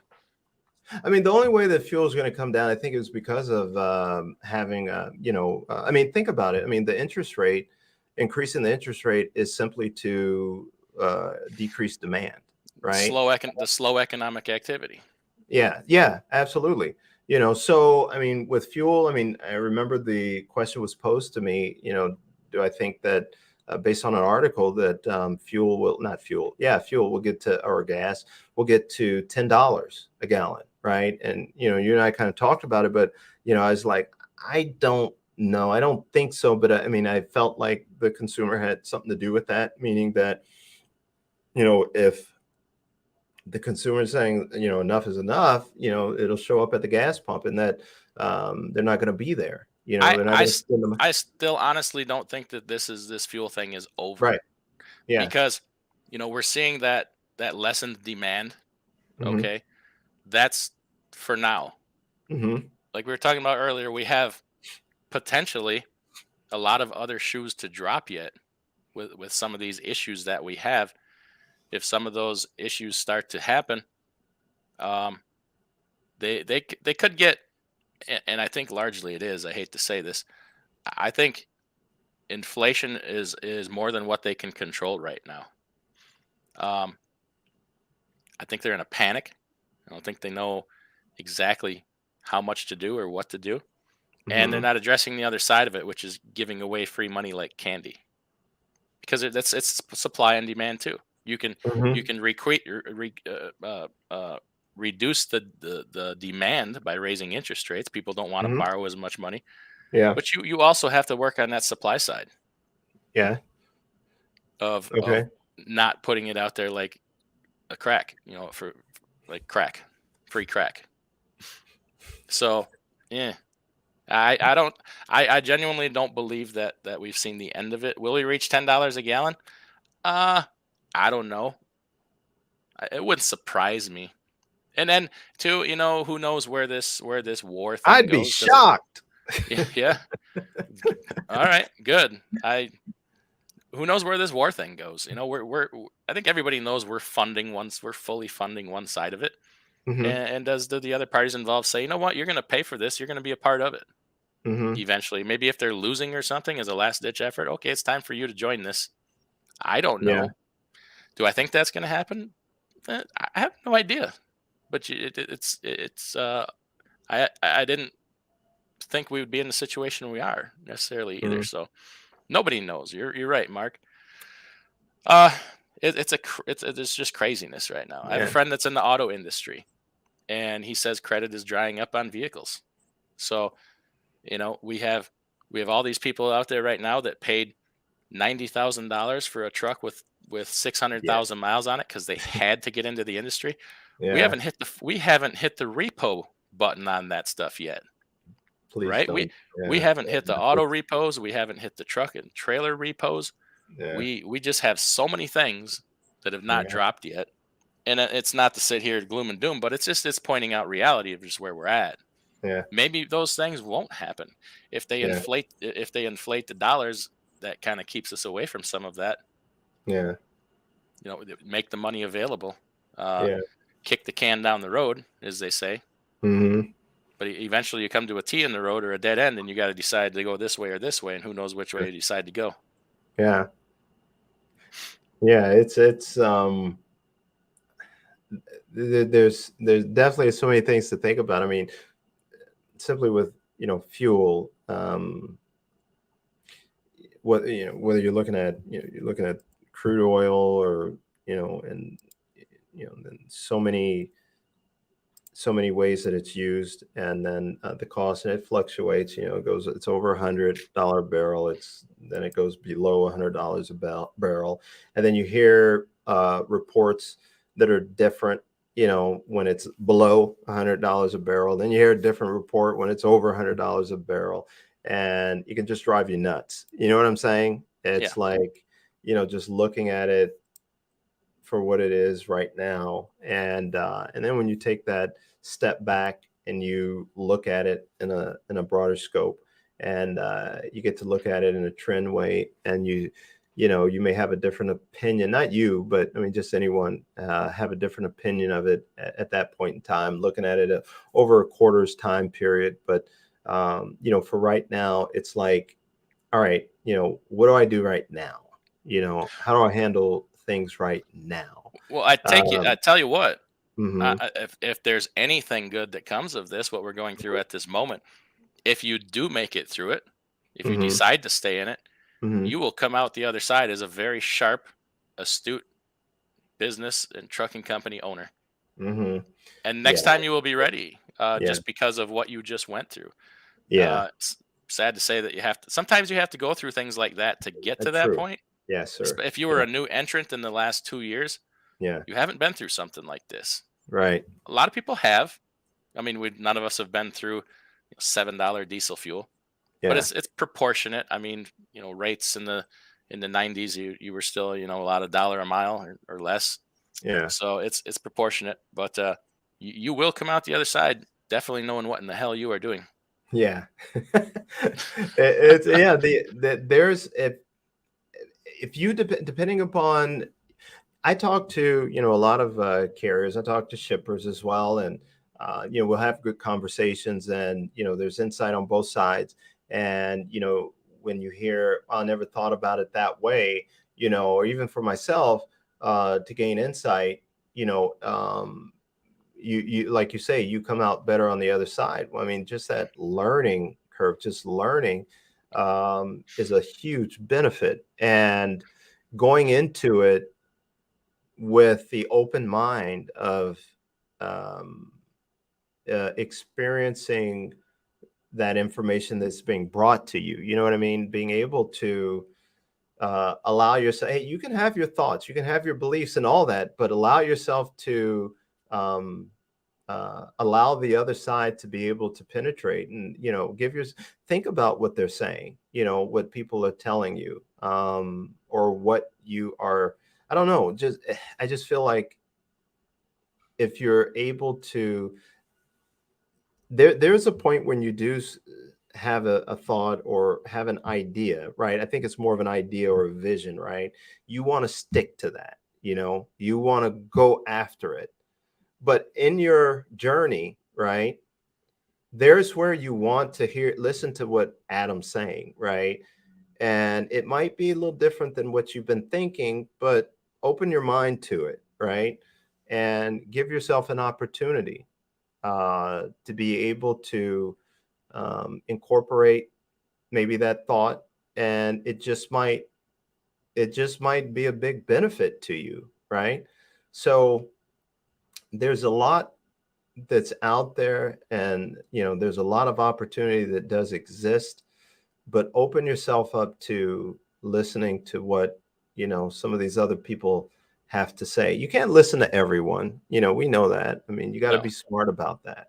I mean, you point out all the time, there's certain things that are talked about, and I do this myself. I shake my head every now and then, but I want to hear, I want that information, you know, and I Yeah, think and pride, guys, Mhm. don't let Yeah, pride get in your way. Like yeah, if it's not everybody's gonna make it, not everything is great for everybody. If sure. Don't let pride keep you in the game. Don't ride it to the bottom. If you see that you can't make it, maybe it's okay to bow out. It's Yeah. okay to fail. I've failed in my life, Paul. I'm Mhm. sure you've failed. Mhm. It doesn't mean just because you failed doesn't mean you're a failure. Yeah. You can get Right. on that horse and ride it again later, but Right. you'll be smarter next time. You'll do things. I guarantee you'll do things differently next time. Absolutely. Um, Sometimes things happen that you have no control over, Mhm. and maybe you made some bad judgment calls last year with overpriced equipment. Hey, now you know, right? Yep. A lot Oh, of people absolutely. last year were saying this is forever because of this or because of that. Well, now you know it's not. Now Mm. you know things can change. Now you know what it's like to be, you know, uninformed. Now Uh, you know that you can trust Adam, because that's that's what Adam was saying all that time, right? no, because of the blame. Blame also comes with right, right, TBT, right. Uh, no, it's so is it fair to say that neither one of us have a very positive outlook for the rest of the year? No, Okay, because I mean, I think the thing is, again, that okay, uh, make your there's a case. lot. Make your Huh? case for the rest. Make your Okay. case for the rest of the Okay. year. So there's a lot of people out there you'll hear talking about, you'll hear different things about the rest of the year and what have you, right? And you got to Okay, figure out something, you can flounder through the second half of the year, or, we can take a stand, be decisive, and move. Like, again, history. I see that a lot of these presidents, right? They were successful simply because they were decisive, right? They made a decision, right? And they stood on it and went forward. And there's documentaries that I watch and things like that, and I hear that a lot. When they make this decisive decision, even though it goes against popular belief, right? But yet they were decisive and made a decision. Um, that doesn't mean just make a decision because you just make a decision, right? I mean, be educated about it and make that decision, be decisive and move forward, right? I've okay, done it in my life. I can go back to when I got out of college, and for what I was doing, I got fed up with being pushed around, right? And I was like, all right, I'm going to take control here, and I'm going to make these decisive decisions. And boy, I tell you what, I got a lot more done, right? I was a lot more successful. So I'm saying today, there's where you want to educate yourself and make these decisive decisions, for you and your business. okay, In terms of the outlook, I think that there's still, again, we're going to encounter this recessionary period, but that doesn't mean, what does that mean? Does that mean you just fold up and you're done? No. We still have to work through that process, right? So as far as you and I talking again, I want to have that another conversation, and I think then we'll be maybe a little bit more direct in regards to some of the things we talk about, or even talking about the second half.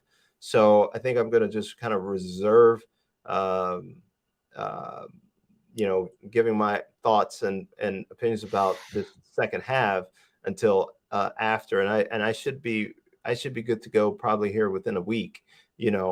but I'm going to reserve that if that's Okay. okay. That's great. And I have no idea what you're talking about, and I want to keep it that way because Okay. I don't want to sway your thoughts or anything on that. I want you to just make your case. Uh Okay. what do I think? I think we kind of get more of the same now through the holiday season. We'll have, some kind of holiday uptick. I don't expect it's going to be extraordinary this year, but most of all, I want to see what happens with some of these other items we were talking about with interest rates and credit and Mhm. all the things we talked about earlier. Yep. Because I like to step outside of trucking and look at everything. Mhm. And like we said, there's just a lot going on right now. Mhm. I want to see some action. I want to see somebody take some action. Mhm. I believe if somebody does take action against some of these things, that things could turn around. Mhm. But I have to see that first. Okay. Like I guess it'd be like I want to see evidence of it, right? Would be the Right. thing to say. I get So it. it could go either way. I kind of feel like right now, and for what's kind of happened over the last few months, that not much has been done. I mean, Mhm. okay, we raised interest rates. Yeah. Then what? What did we do? Right. Right. Sure. Yeah. So Yeah. I feel like the potential is there. Okay. I do. We're gonna go. We haven't gone through. So consider this, and this is probably one of the biggest factors. I don't think we have gone through the pain in trucking yet. Yes, it's painful right now. Rates spot market is tough, but Okay. it's the equipment thing, right? The repossessions, the auctions. The auctions are starting to become packed, Mhm. right? So Yeah. Okay. I think between now and the end of the year, there's a lot of equipment that gets repossessed, gets recycled through the market at a lower price, Mm. where people then start to get into fairly priced equipment, Yeah. get people back into fairly priced equipment at fair interest rates and fair payments, reasonable, or for cash, even better Mhm. yet. Um, you know, things kind of people can get the survivability up in being an Mhm. owner operator. Yeah. Um, that helps. Maybe by then fuel prices start to maybe something happens with fuel. I don't know. Like I said, we want to see some kind of action on that, Mhm. and maybe something with parts. The parts and there's they're talking about trucker Yeah. shortages all the time. Yeah. I think everybody in here would say there's a mechanic shortage right now. How about Okay. maybe some kind of incentive to get people into the mechanic area Yeah. for education. Um, if we see some of those things happen, but there's pain that comes with all of that, Mhm. with the repos and the equipment thing. So Yeah. it's starting. I do believe it is starting. I really Mm. do. Yeah. The auction houses are. I've seen. They're packed. Yeah. So and you see a lot of equipment on dealer lots now. Yeah. So it's starting to happen. It is. Yeah. It's cycles. We go Yeah. through cycles. Yeah. We've been through this Right. cycle before. Right. The repo cycle, things like that. So I guess long story short, I believe there's potential, Yeah. but there has to be action. Yeah. No, I agree. I mean, there's a bubble that exists, and many bubbles that exist, and um, in terms of what to do about it, um, yeah, that's the $1 million question, and looking for action beyond just the interest rate adjustment. Um, I can't say one thing that I know is happening yeah. because some of the people that I've talked to, for sure, I know this is happening. Hmm. That you might see here very shortly, and over the next couple months, actually an uptick in volume in the spot market. Not necessarily rates, but Okay. volume, Yeah. because Yeah. No, you're the right. the shippers know what's going on in the spot Yeah. market, that the rates are driven down to nothing, Yeah. and they're going to start using that as a weapon against their contract carriers. Yes. 100%. to force them to bring their contract rates down, Sure. because there's such a Absolutely. gap right now between contract and spot. That's The how it shippers works. need to narrow that out a little bit. So that's how they're going to do it. Yeah. It doesn't mean with this new volume coming in that rates are going to be that much better, Right. but then things will kind of be a little bit more even. Right. And it's already starting to be done. A friend of mine is a freight manager for I'd say a moderately sized carrier in Georgia, Mm-hmm. and they had one customer come to them last week and do exactly that. Yeah. And it was a 300-mile lane, and they got the price down like another $250 from where it was at. Mm-hmm. The broker was going to do it for like $400 less, but they came to a fair price because the carrier was giving them good service. Yeah. So Right. that is going to happen Yeah. more over the next couple of months here. Yeah. I agree. And then, you have relationships built, and they do look at other opportunities. You may get first rise, first Right of right refusal. to, yeah, absolutely. And so it is what it is, so to speak, and that's just, and then it's a matter of, okay, how do you deal with that? How do you work through that environment? And I think that you have to make different decisions to get different results, and it will, you'll see a difference. You'll Yeah, yeah, definitely see a difference. But yeah. Just a number. I appreciate that super yeah, chat. Says glad to see everybody still out here getting it done. So yeah, I mean, absolutely. okay. So we talked about a lot of, or I did, I guess maybe talked about a lot of negative things here. Trucking is still going to exist, Yeah, right? It's yeah, hard to see that from the position. I guess I speak on this in this fashion because, I mean, you guys might think I sit behind a desk all day. I don't feel any of what you're going through with fuel prices and freight rates. Trust me, man. I feel it. Like I'm back on the road a little bit part time, and I get it. So it hurts me, and I know the kind of feelings and pain you're going through. Like in the past, don't think I haven't been in a position in the past where I'm like, I'm gonna lose my truck. I've been in this a long time. I've Hmm. been through that probably more than once. I did when I first started in as an owner operator the first time in 1999. I lost my first truck. I've been through it, and then Mm. everybody's like, "What do you mean you're going to do it again? Didn't you learn your lesson?" I'm like, "Yeah, I learned my Yeah, lesson. I'm going to do it right, differently." right, So it's not the end. Trucking is so easy to get back into if something bad happens. It doesn't mean your life is over. right. Trucking's going to be here. It's going to evolve. Trucking's going to evolve a lot in the next few years. There's Yeah, technology is going to kick our ass as a driver. So, but it's here, right? yes, And sir. you can still do it. Keep a clean license and keep your life clean. It'll be here for you. Yeah, It's not the end of the world no, no. unless It's unless you choose it to be.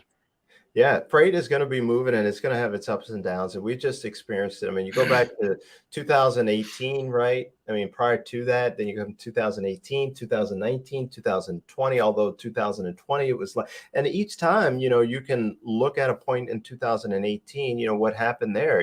We're talking about tax reforms and what have you. And then we're looking at, the coronavirus comes about. So there are things that happen that, we don't foresee. There are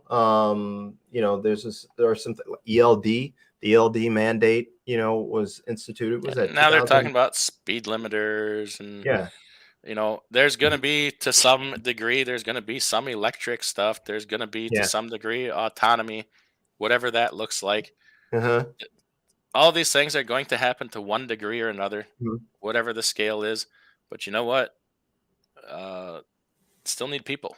Yeah. Still need people. We're in an industry, we're in a great industry, man. I mean, one that does, I mean, if this is what you like, I mean, it does have its changes, right? It has its ups, it has its down, it has its sideways and all that good stuff. So there are things, when the coronavirus hit and we went through all the things that we went through, and then obviously everyone wanted to talk about it, right? Whereas they didn't want to talk about it before. So it put it on the map.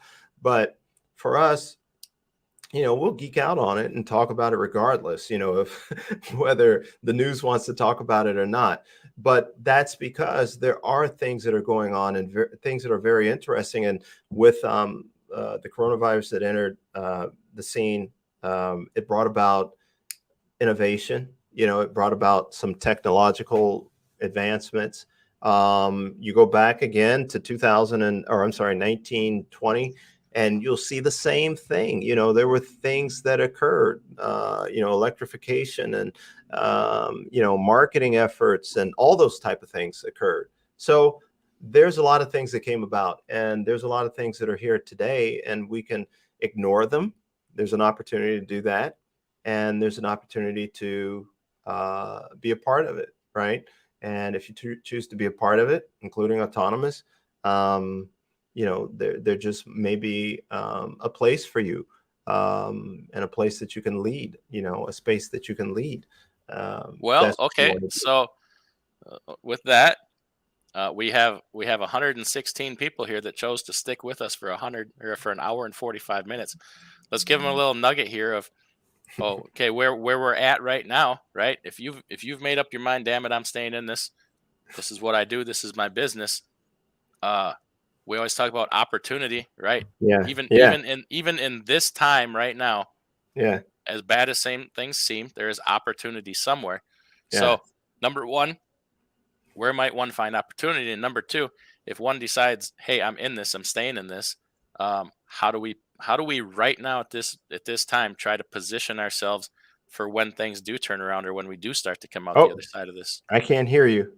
Can you hear me? Yes. Can everybody else hear me? I don't know if it's me, but somebody in the chat, give me a thumbs up if you can hear me.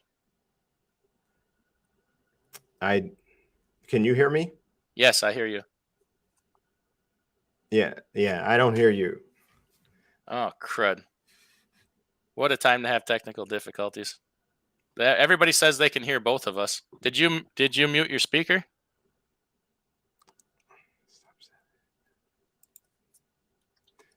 Show everyone can see and hear you.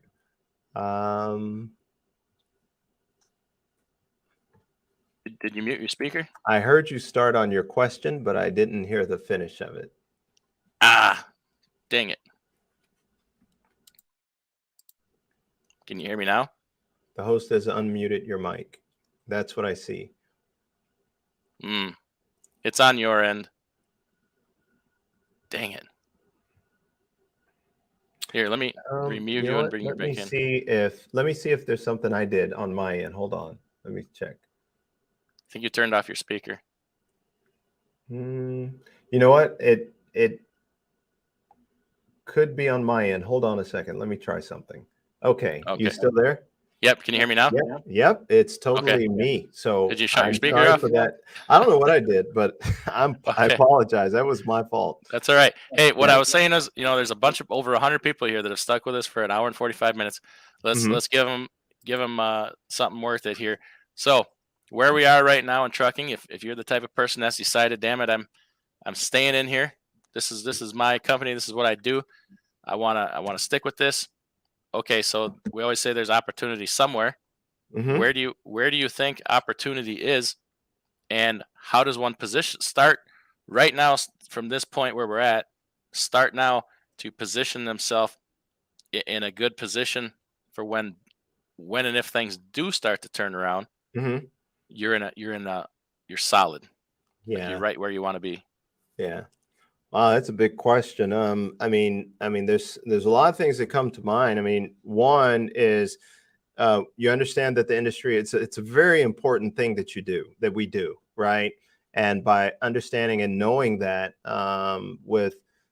there may be where shippers are moving freight. Okay, that's fine. But think about it. If they didn't have equipment to move that freight, or carriers or whomever to move that freight for them, where would they be?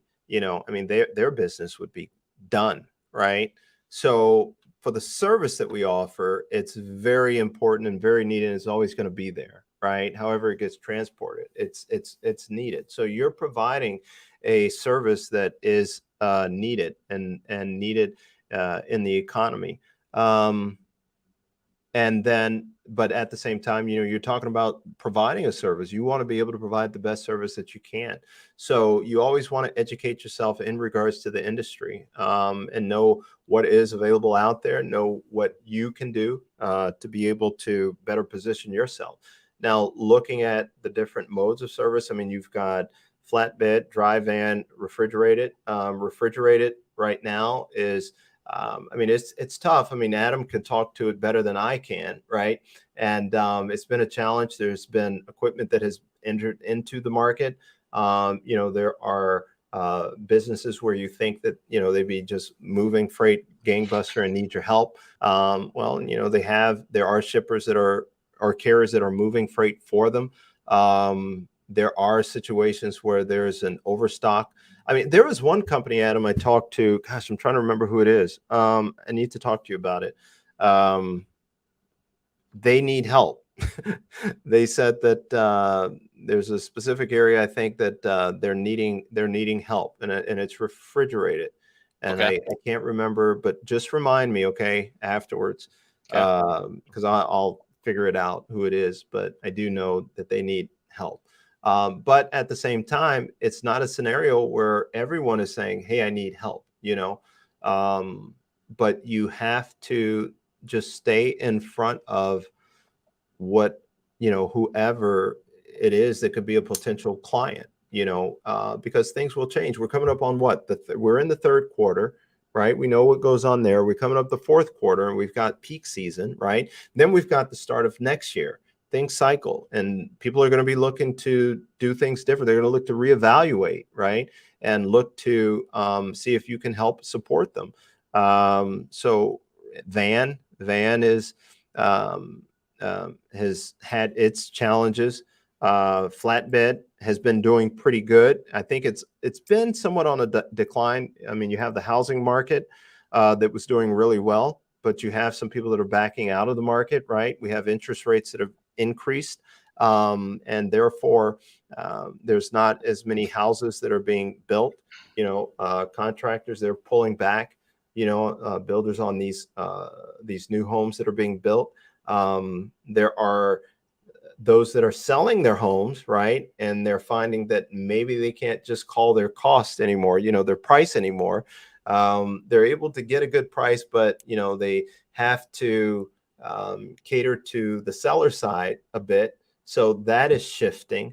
But there is movement still in the on the flatbed side. So flatbed seems to be having the best luck at this point. Refrigerator, I mean, van is going to move all the time. We're just at a point where things have moved to the carrier side. All I can say is work to develop those relationships. I mean, maybe it sounds boring, maybe it sounds old. The only thing I can say is communicate with them, because they are moving freight, right? Mm-hmm. If we go into a recessionary period, right, I think we're already experiencing some of that, right? I mean, I would agree. there's a lot of freight that exists, or a lot of inventory that exists in these warehouses, right? And some of these numbers are going downward in terms of expansion numbers. The economy is still expanding, but it's slowing down. You see what I'm saying? So I think we are moving to a point where we will see it move slower, right? But you have to build those relationships. It's not like new businesses are coming about and are needing your help. There are existing businesses that are moving freight, and at some point they will need your help. So you just have to be vigilant on that piece. So I don't know if that answers your question, but I mean, it's just kind of like, you have to stay on top of that, because eventually it's like this. You go to the gym and you work out and you want to lose weight and do this and do that, change your situation. It takes time, right? But you have to be consistent at it. That's the thing. If you want to see the health of your business change, right, then you have to be consistent with those things that are going to provide those results. That's the best thing I could say. Okay. I would say reefer freight has been disproportionately hit, I feel. Mhm. You can even look at spot market and see that. Reason for that, when things were hot, everybody had to buy a reefer and haul reefer, because that's Mhm. where the most money was. They had Yeah. the week before never even Right. knew what a reefer trailer was, and now I got to have one at any cost, and spending Yeah. $100,000 for a 5-year-old trailer. We all know how that went. And Yeah. now, now they are starting to do that to the flatbed market. But but uh, there's danger that's coming with that. Flatbed requires, some thought, some knowledge, some patience, and a whole lot of effort and some training. If you don't have experience in that, you are going to kill That's somebody. true. You are going to Yeah. hurt somebody. Yeah. And I've been seeing a fair bit of that. People posting pictures of people with their freight securement that have no clue what they're doing. Yeah. So, people, if you're thinking about jumping in the flatbed market, please get some training. If you have no experience, uh, understand the responsibility that you're taking on. You Yeah. you could very well kill somebody or yourself. So stop. That's you don't chase the money on flatbed, right? You have a lot of Mhm. responsibility. Yeah. So consider that, because I get a lot. I'm getting a lot of emails now. I'm thinking about switching to flatbed. What do I need to do? Well, if you don't know what you need to do, don't do it. Yeah. Right? So Yeah. that's just a word of caution. Yeah. Sure. And okay, so they're chasing that hot flatbed market. That's just gonna ruin that flatbed market. Yeah. That's what I was gonna say. Is yeah. Right. Yeah. So uh, And that's the nature my, of our my industry. yeah, my advice to the people in that scenario is, when are you going to learn to stop chasing the money? It is not a sustainable um, strategy Yeah. over a long period of time. I know that probably pisses some people off, or it hurts a little bit, but come up with what you want to do for the next 15 years, and Hmm. make plans to make that work for you. Uh, Mhm. you're never going to build consistent anything jumping between. Now, if you're the type of guy, yeah, I have a flatbed, I have a reefer, I have a van, so in Yeah. one slow I do the other. Way different. Yeah. That's a different scenario. I'm not talking about Yes. that. But Yeah. to jump around to these different trailers, I have to sell my reefer, get at this or what. Right. Uh, Long-term success is going to be difficult for you. Yeah. But people are seeing it right now as, I can do that to survive. So Yeah. uh, that's really all there is to say about that. Yeah. But on the other hand, hey, go ahead and get the hell out of reefer, so there's more freight for me. That's great advice. Oh man, That's man, great advice, man. yeah, Huh? yeah, yeah, absolutely. That's my long-term strategy, to convince everybody to get the hell out of it, so I can Yeah. take it all over, right? There's nothing there for them. There's nothing to see here, folks. Move along. No, it's a bad place to be. Yeah, yeah. You wouldn't like it. Let's just put it that way. You would hate it. Yeah, absolutely, man. You know that, well, I don't know. I mean, one of the things that you mentioned to me is, like the cost has come down on some equipment, obviously, and you know, there is where that's going to continue to happen, and like you said, there's going to be, um, some repo. I mean, I hear some people saying, "Hey, just wait," and then you'll be able to get that equipment, right?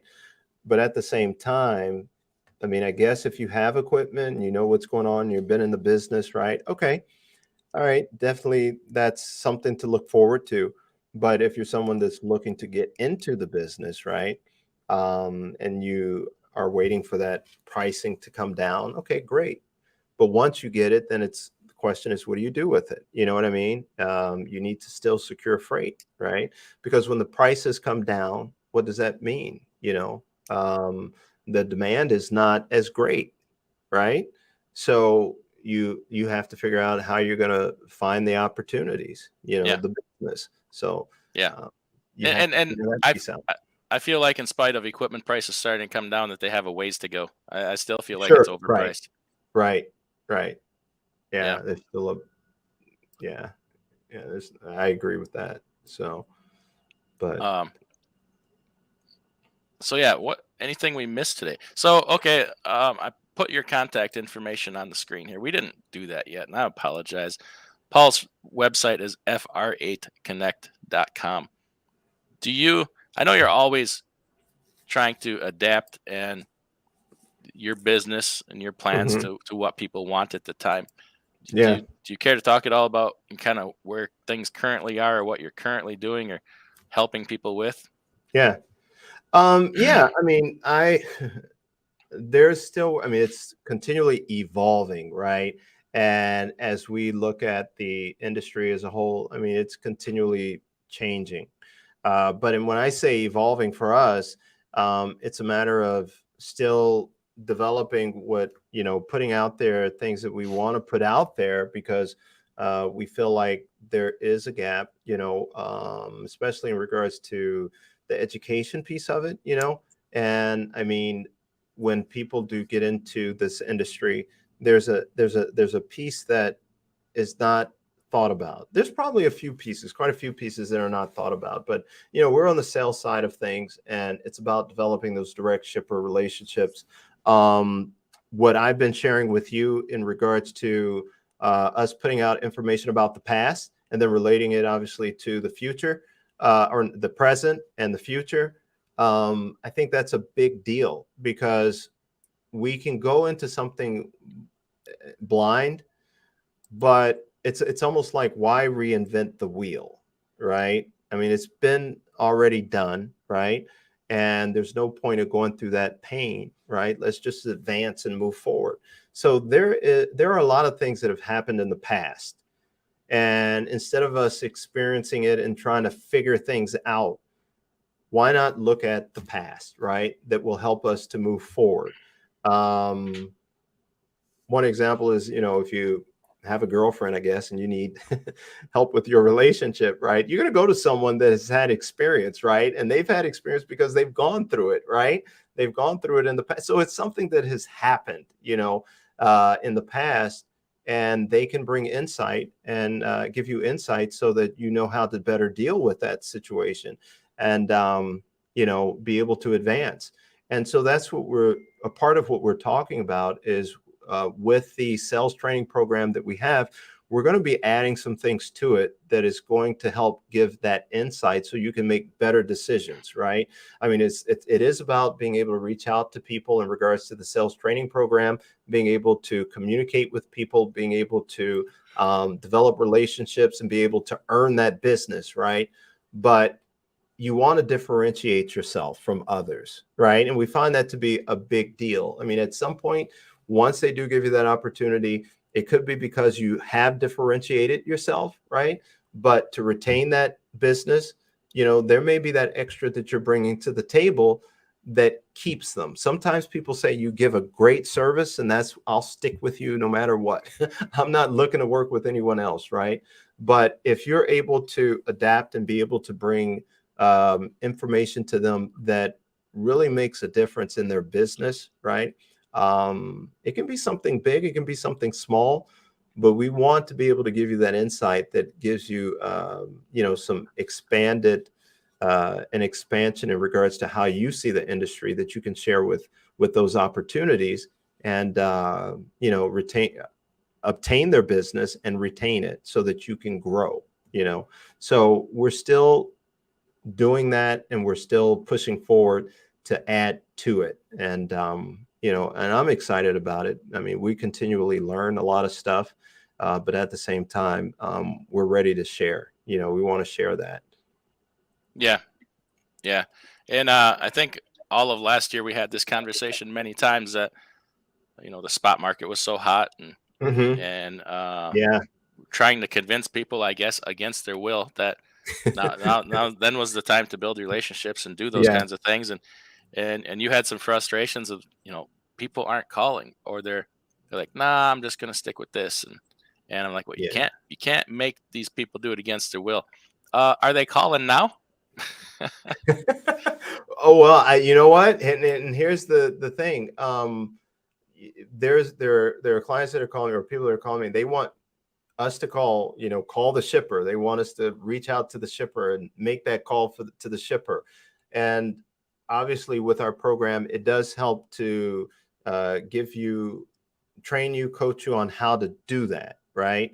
And there are clients who are like, man, after taking your course, I totally I feel totally confident. I've heard calls that they've made, and I've been pretty impressed with what they do. And I think it's just a matter of finding within them, that it takes to be able to do it and be successful at it. So there are people that are reaching out to us, and they want us to make those calls, for them. It's a challenge out there. There's no question about it. You know what I mean? When climate is the way it is now, it becomes a shipper's market. But you got Yeah, to understand how to navigate even that situation.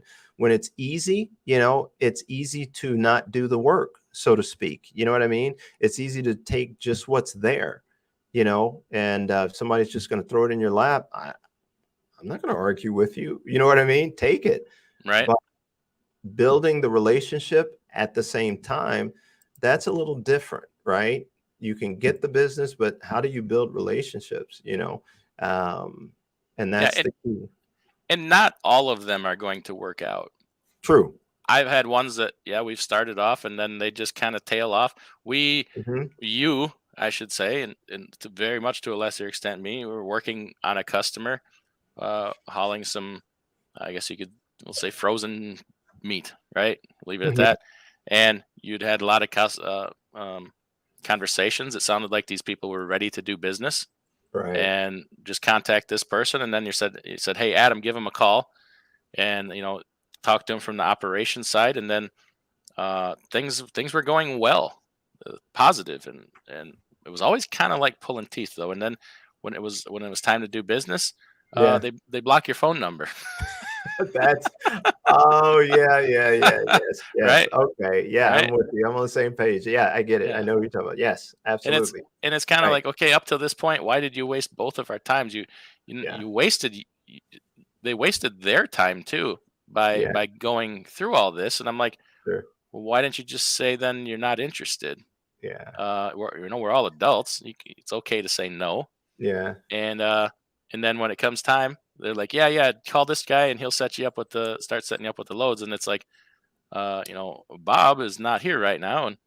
And then every time it goes right to voicemail, but then you call from another number and magically it goes through, right? Yeah. Yeah.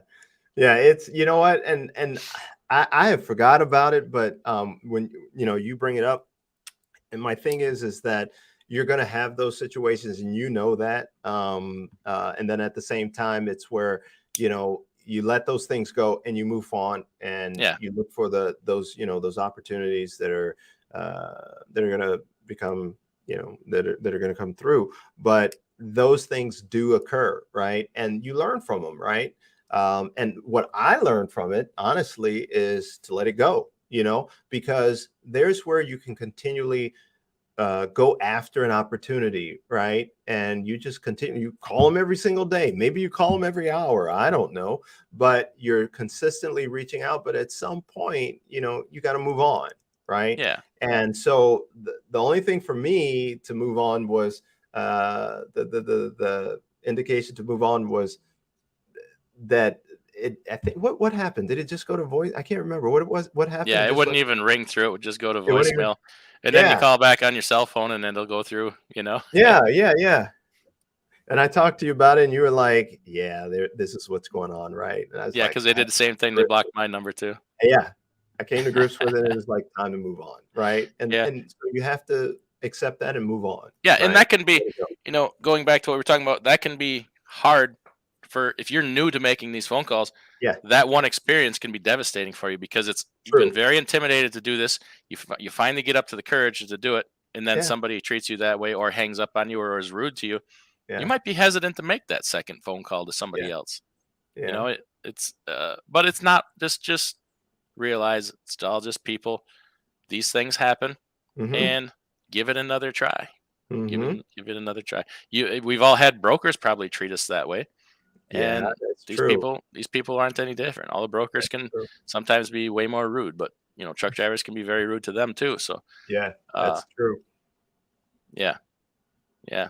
It's no one ever said it was going to be easy, right? Yeah.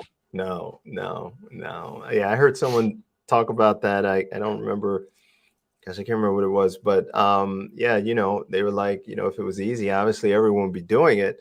I don't know. I guess everyone's tried, right?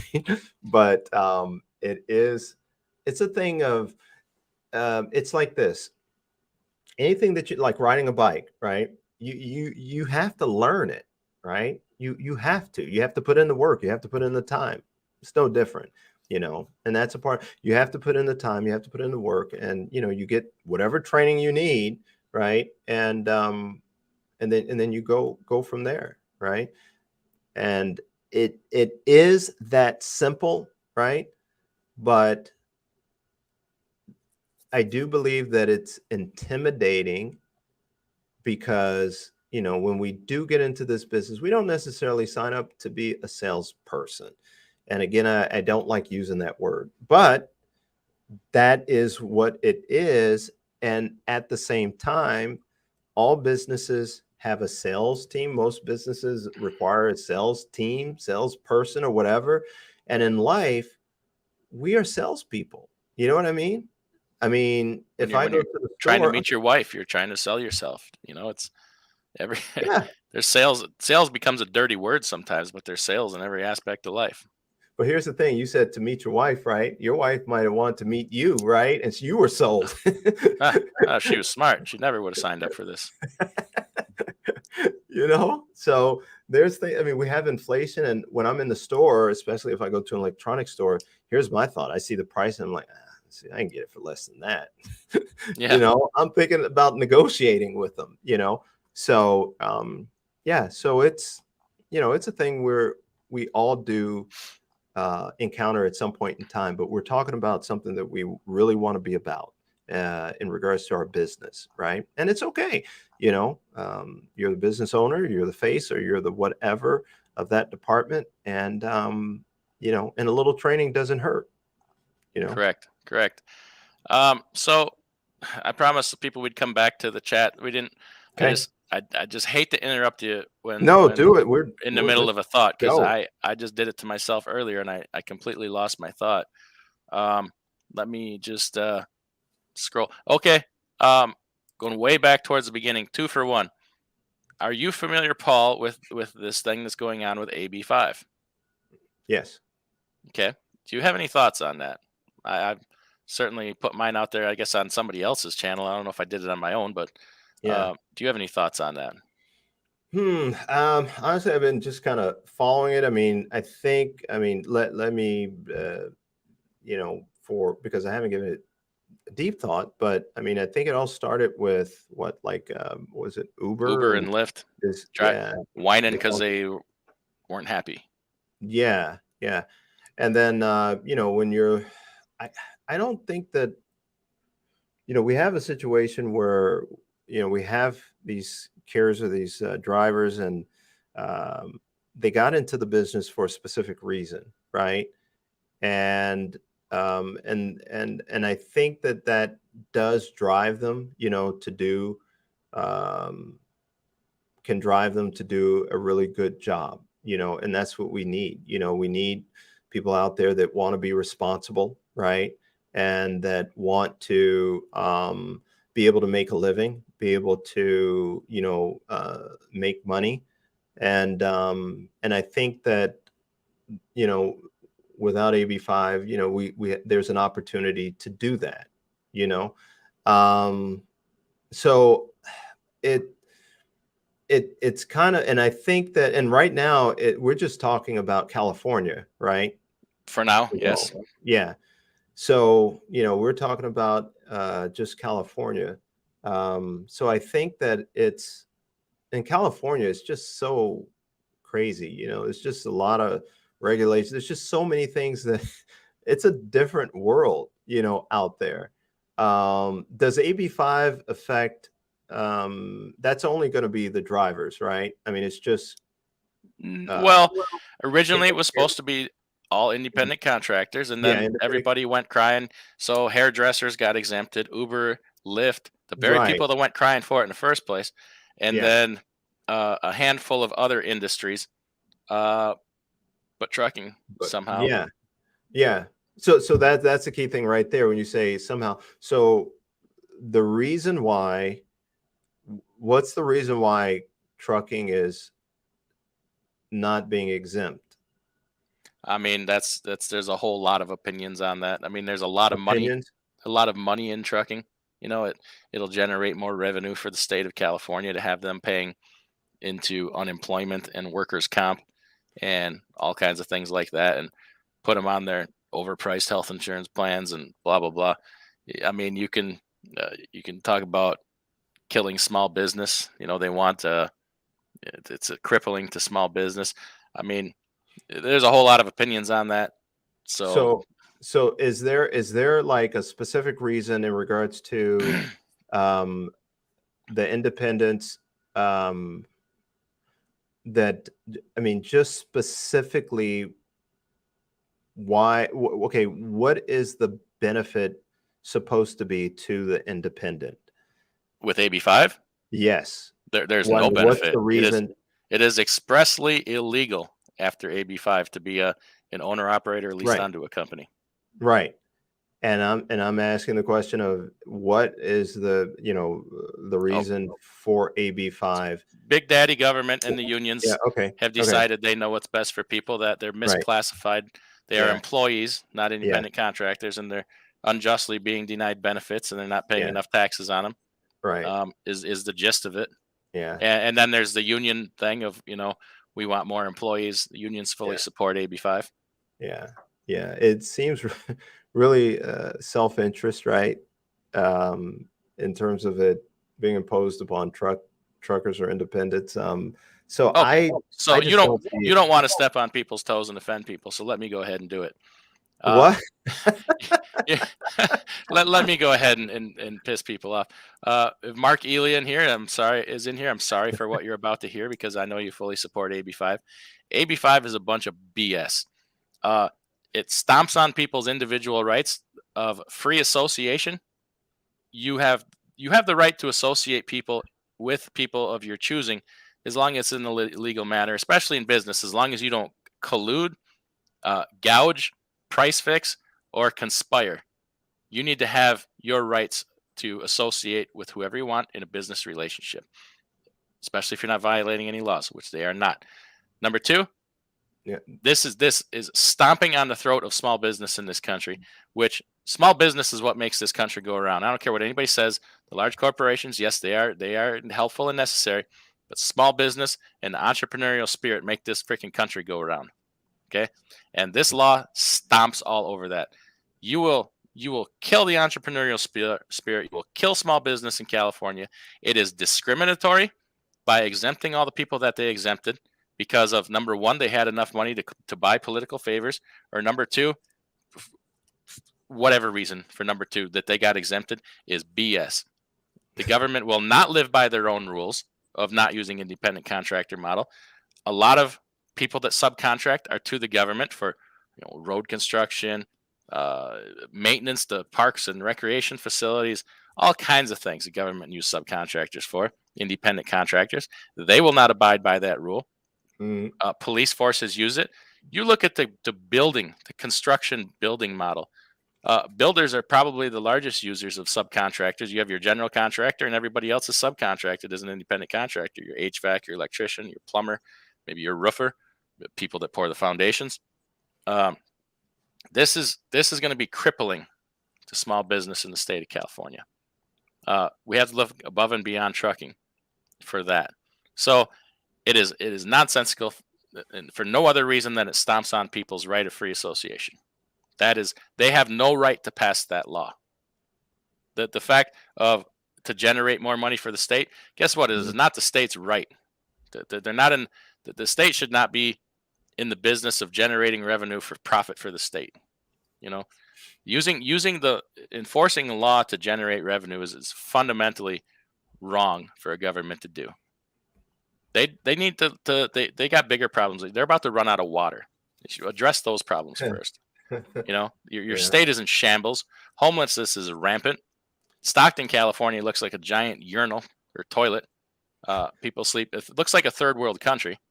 Your state is in shambles. Worry about that first. This is ridiculous, and they have no right to do it to the people, as far as I'm concerned.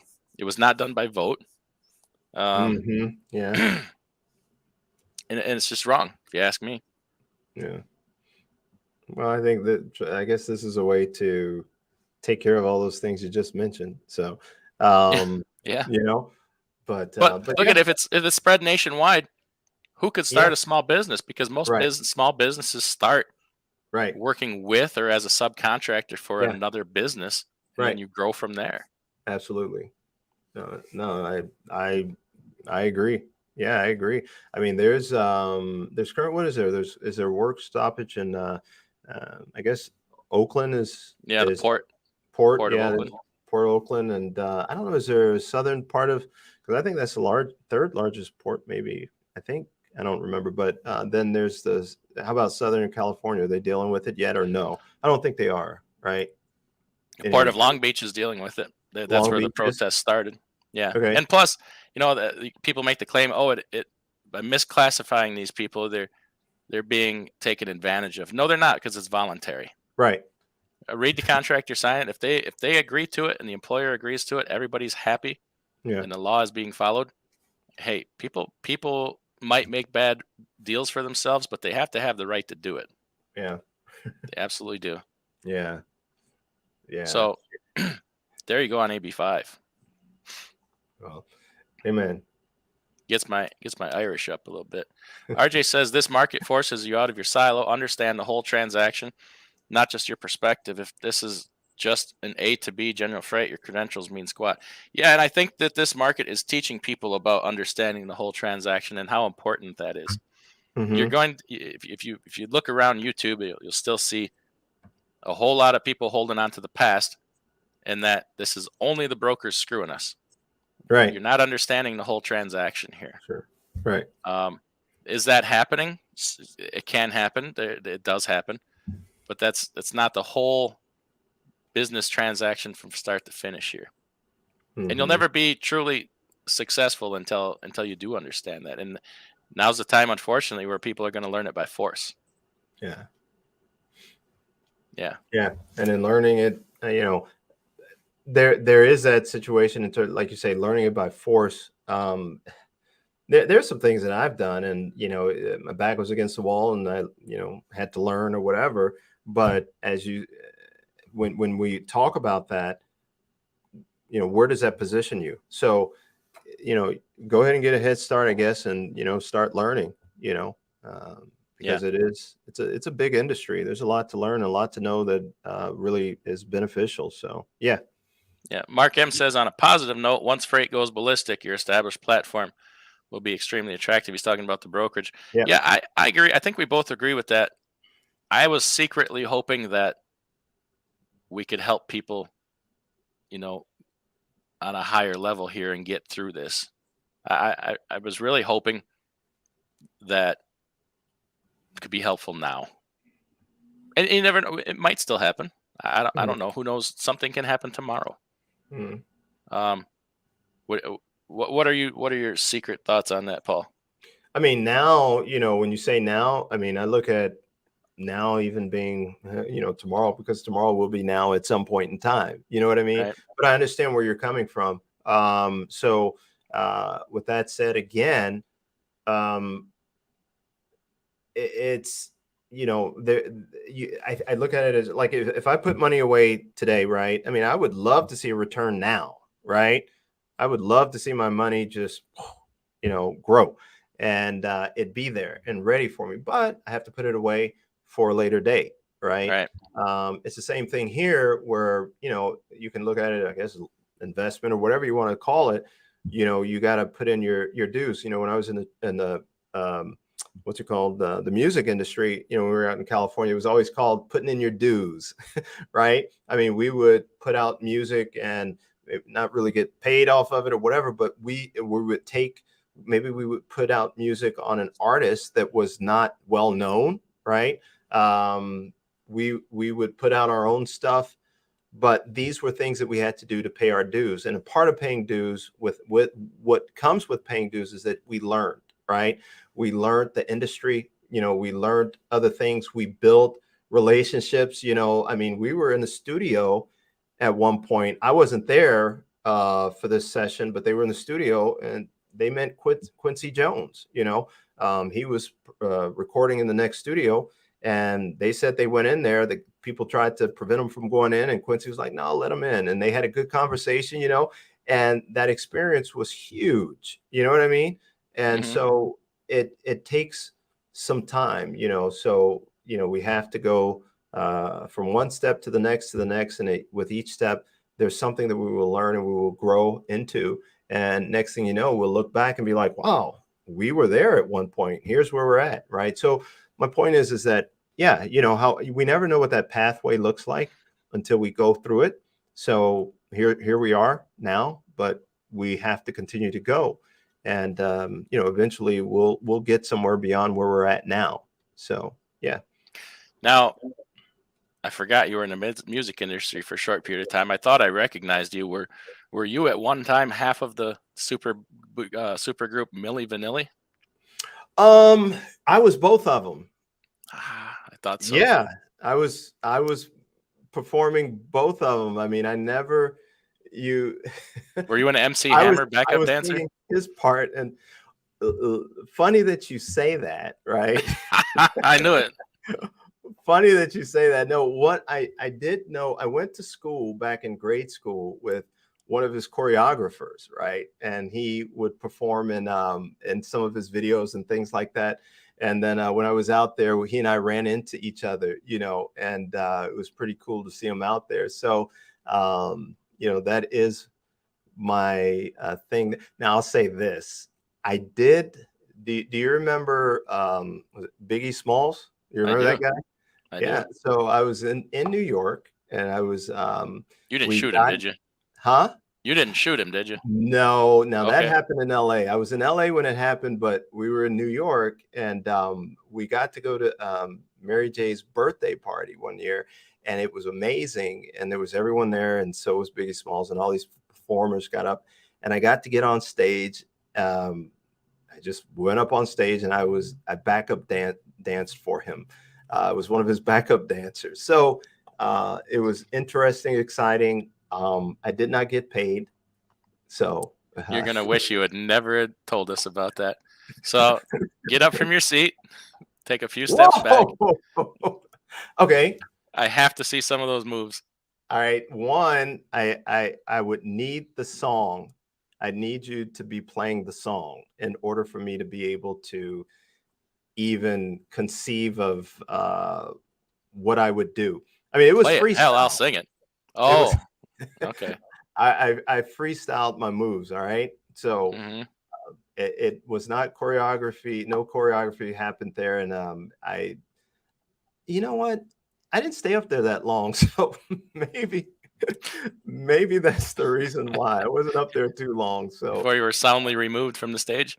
Yeah, I don't know. Something like that, maybe. But I wasn't up there too long. So we'll have to figure that out. Maybe I'll have to find that MC Hammer guy and see if he can show me some moves, and then I'll have to do that. Find the tape. Find the tape, please.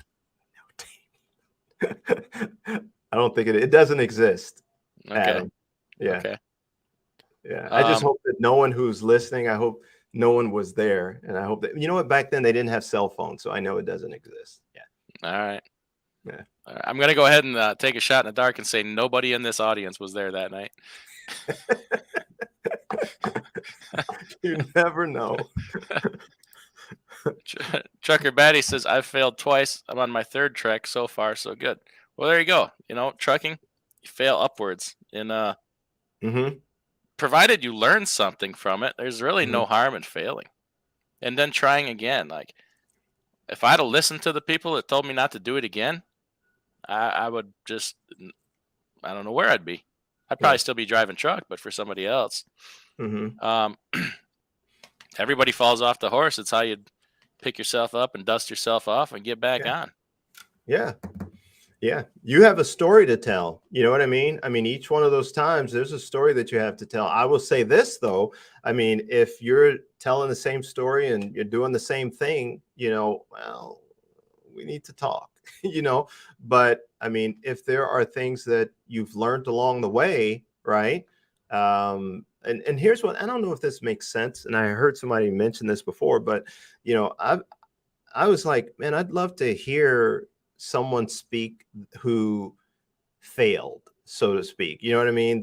I want to know about that, what that whole experience was like, and what have you. There is a podcast that I would listen to, and he would try to get into, their failures, things that they were that things that were in their head, meaning that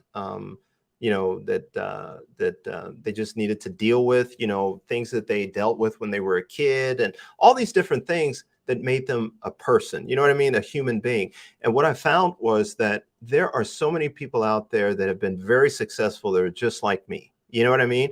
They went through things that I went through. They thought the way I thought. And I don't mean talking about these extraordinary, incredible things, but I mean that they had anxiety about certain things, right? Am I doing the right thing? Am I in the right business? Should I quit? Should I do this? Should I do that? Why is this happening to me? All these different things, why am I sleeping on this park bench? you know, but they just had this hunger, right? And belief, and they had to find something to that would feed that belief, right? That would support that would encourage them. And so to speak, the rest is history, in regards to those stories. And even after they were successful, there were some things that they still mentioned that they had anxieties about. You know what I mean? So it's not that things are so easy, right? But when we go through them and we are successful, we've put in some work, and that's what it takes, right? It takes some hard work to get there, and that's okay. I mean, there's a lot of things. Think of the iPhone. I don't know if you read the book Steve Jobs, but you think about all the things that his whole life and what it built up to, and the challenges that he did run into. I mean, he was an extraordinary person, but at the same time, he figured it out. He figured things out, and that's what we have to do. We have to figure, especially if we truly believe in what we're doing, figure it out. Right. And times like this can make you figure it out. Yeah. It'll slap the complacency right out of you. Yeah. Yeah. Yeah. Gabriel wants to know. Gabriel was a Landstar agent for briefly, and the ability to see real-time rates was invaluable. Can I be an agent and an owner-operator at the same time? Good loads for my truck and good loads to broker out. I don't see why not, provided you can divide your time right to manage everything. It can get a big overwhelming. If you're out being owner, being an agent would mean you would need to be in the office a lot with access to computers and whatnot and answering tons of phone calls. If you can manage all that, then I don't see why not. Right. Yeah.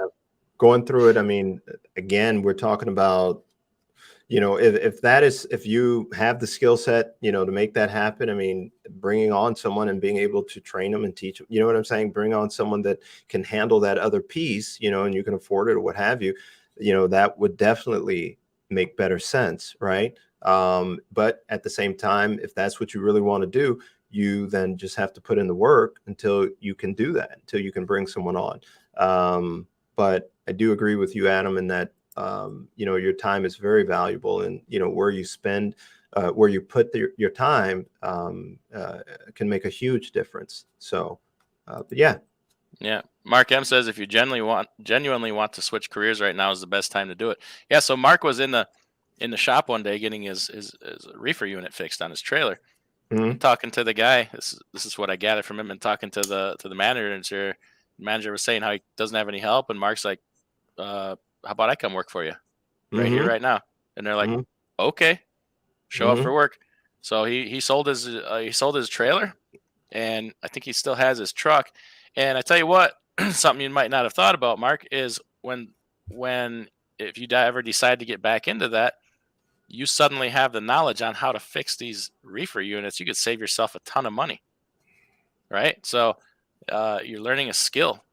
I've often thought about that, where how things would be different for me if I was a full-fledged diesel mechanic or reefer mechanic. It can make things be very a different outcome for you. Yeah. So that's I'm interested to see how that goes. Yeah, definitely. I definitely I would say that I wish you a lot of luck, but at the same time it's you're doing it, right? And when you think of I haven't even touched one of these in a long time, but have you know what a resume is, right, Adam? Oh yeah, Right? Okay. So a resume, I mean, it basically lists your skills or, jobs that you've done, training or whatever. It's all listed there. So he's able to add to that resume, right? all right, And and that makes you more attractive, whether it's for someone else or even for something you decide to do on your own. So yeah. yeah, yeah. TBT here was in a very interesting situation, thinking about making the transition into trucking in the middle of trucking school. Had a job offer in his old line of work for a great amount of money, and had to make a decision, and for whatever reason decided to stick with trucking. And Wow. I'm like, okay, all right. It says gonna have to overcome and adapt and make it work. Mm, So you know, has yeah. a lot of faith in doing that. Yeah. So Yeah. If that is what you believe in, right? Yeah, it's like this. They say God gives you the vision, right? You're given the vision. So someone else might think you should do something else, right? I mean, you can listen to them and gain that advice or gain that whatever advice they give you, be able to take that and put it into your thought process. But God gave you the vision, right? So hmm it didn't give it to me. So you follow what you think you need to do. You know. yeah. Man versus Road says, "What are your thoughts on the possible railroad strike coming?" I don't know a lot about it. Hmm. I don't think it's a great time to be doing something like that. You might like, so let's say if we were worked for, I don't know, just throw it out there, yellow roadway, right? And freight was on the decline. Well, it kind of happened about years ago with was it Overnight Express, when they went on strike, and they've come to find out the company's like, oh, okay, we don't need you. Strike, you're out of a job. We're okay with that. We have all these other people to do your work. I Hmm. mean, if there's a slowdown in the railroad, which I don't think there is, I think railroad is actually on a good track right now, for what I understand. Mm, Um, they could find out that they're not needed. I don't think mm, that's likely to happen with the railroad right now, though. yeah. Um, it's I don't know. I don't really know what their issues are, so I don't really Hmm. have a lot to say about it. Hmm. Unfortunately, do you know anything about the potential railroad strike, Paul? I do not, but I do know that, and realize that railroad is it's a very value. It brings a lot of value, right? And when people are slowing down in regards to moving freight, or I should say it's not that urgent, right? Well, definitely rail becomes a viable option. So there's an opportunity there to save on cost and what have you. I mean, there's a lot of demand for it. So in terms of a strike, I mean, it sounds like it could be, because I don't know much about it. Just like anything, there could be a disruption that occurs and could then push volume back to the trucks. You know what I mean? So, but that's all I've got. Okay, RBK to set you straight says fuel can still go to $10 a gallon. Don't underestimate these people, Paul. All right. I wanted to make Well, sure I it was all caps, so I wanted to make sure I yell at you. yes, yes, sir. Yes, sir. Richie Man says fuel prices are resetting, not coming down. I think that's close to, yeah, somewhere. What's I don't think it's over. Yeah, I don't. Mhm. Um, they'll try to Hey, inflate Adam, the real quick yes. for you, where you're at, like, I mean, I'm just looking at gas, really. I don't remember what diesel was, but we're 30 cents from pre-Putin invasion prices. Really? So yeah, we were at I think it was 349. We're at 379. And that's still on the decline to this point. But what are you seeing? Yesterday I was out and about and I saw gas for $3.95 and diesel at the same place was $4.15. And I'm just 415. immediately I'm like, okay, $1.20 gap between gas and diesel. That ain't right. That's Yeah. historic. Around here usually diesel's about the price of premium gas versus Oh, regular really? gas. Yeah, Okay. it's right around there. Not not Mm-hmm. to the penny, but the margin there between gas and diesel is it's not right. It's out of whack. Questionable. Yeah, it's Okay. out of whack. Okay. Yeah. So Is it that they just haven't changed their sign? I don't know. Well, it Yeah. has come down. Uh, did I say 4.15? I meant 5.15. Yeah, Is that what I five. said? You said I think you said 515 because you said the other Well, was yeah, 4. whichever. 3.95 and 5.15. I don't know Okay. what I said. That's what I meant. Okay. But diesel, it's just not moving here in Wisconsin as much as it maybe some other places. And it's kind of weird. When it was going up, it didn't move as fast here as it did other places either. So Oh, I don't know if we're okay. right well positioned by a distribution point, which we are. There's a tank farm not far from here, but Mm-hmm. it was kind of interesting. Mm-hmm. Um, let's see here. Yeah, a lot of good comments here. R. McGuire says you have to lose to know how to win. Aerosmith, Yeah. very good, very good. You can always turn to Aerosmith for sage advice. Nice. I have to get their album. T. Hill, can you speak on the report that Coyote sent out last week? Spot versus contract. Spot down 22.6%. Contract 10.5%. Yeah, I think we kind of did with what we were saying with the shippers using the spot market as leverage Mm-hmm. against contract carriers right now, Mm-hmm. and expect to see more of that in the near future. Mm-hmm. Just scrolling here, trying to find more comments here.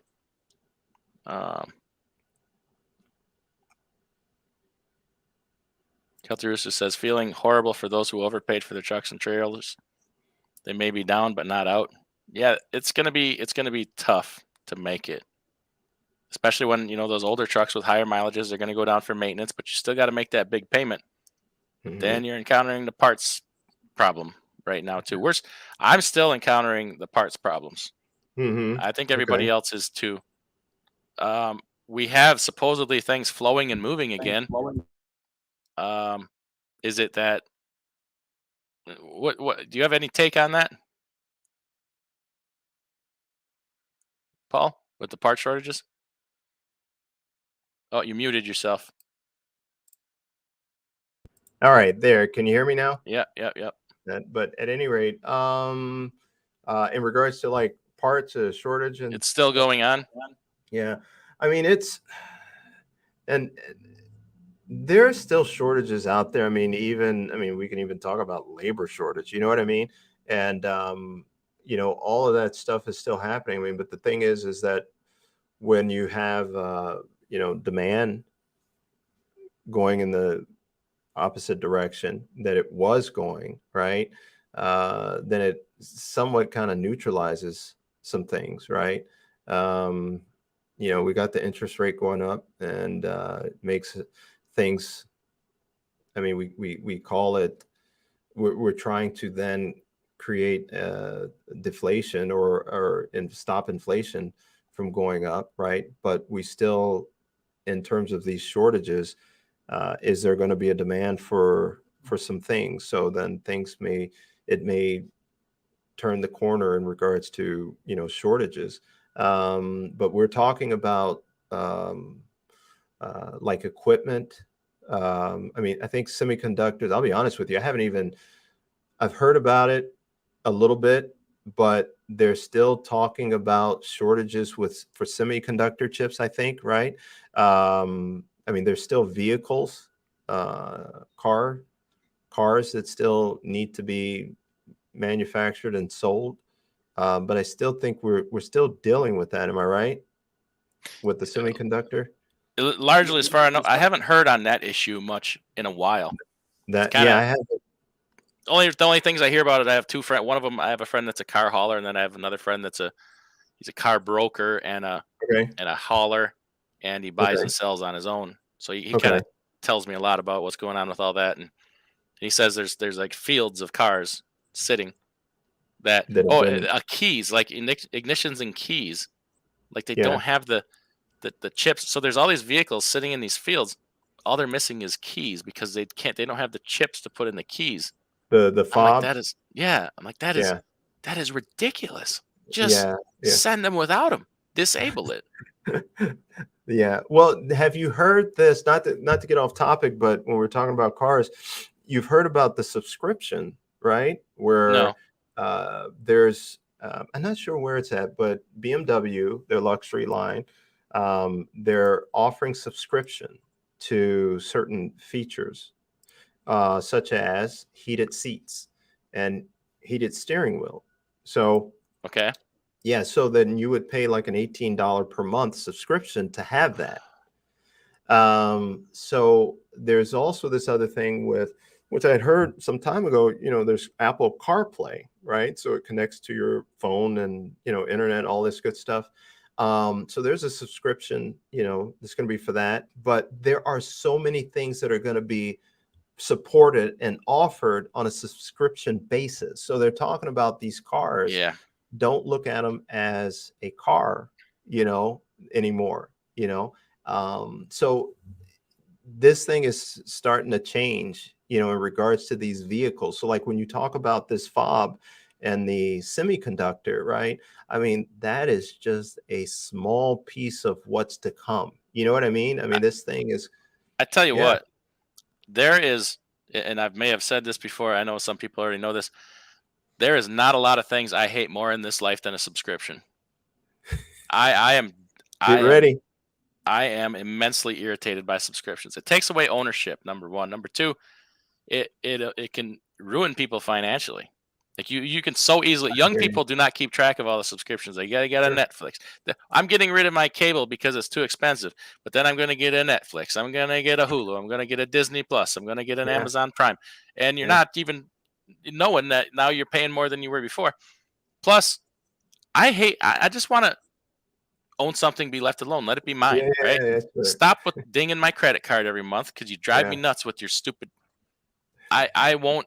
There's a whole lot of things I won't have anything to do with because of monthly subscriptions. Yeah. It's the mantra of the middle class. That is Mm, how they're gonna trick you into giving way more money than you should. yeah. It drives me nuts. It's oof. I could go on about it forever.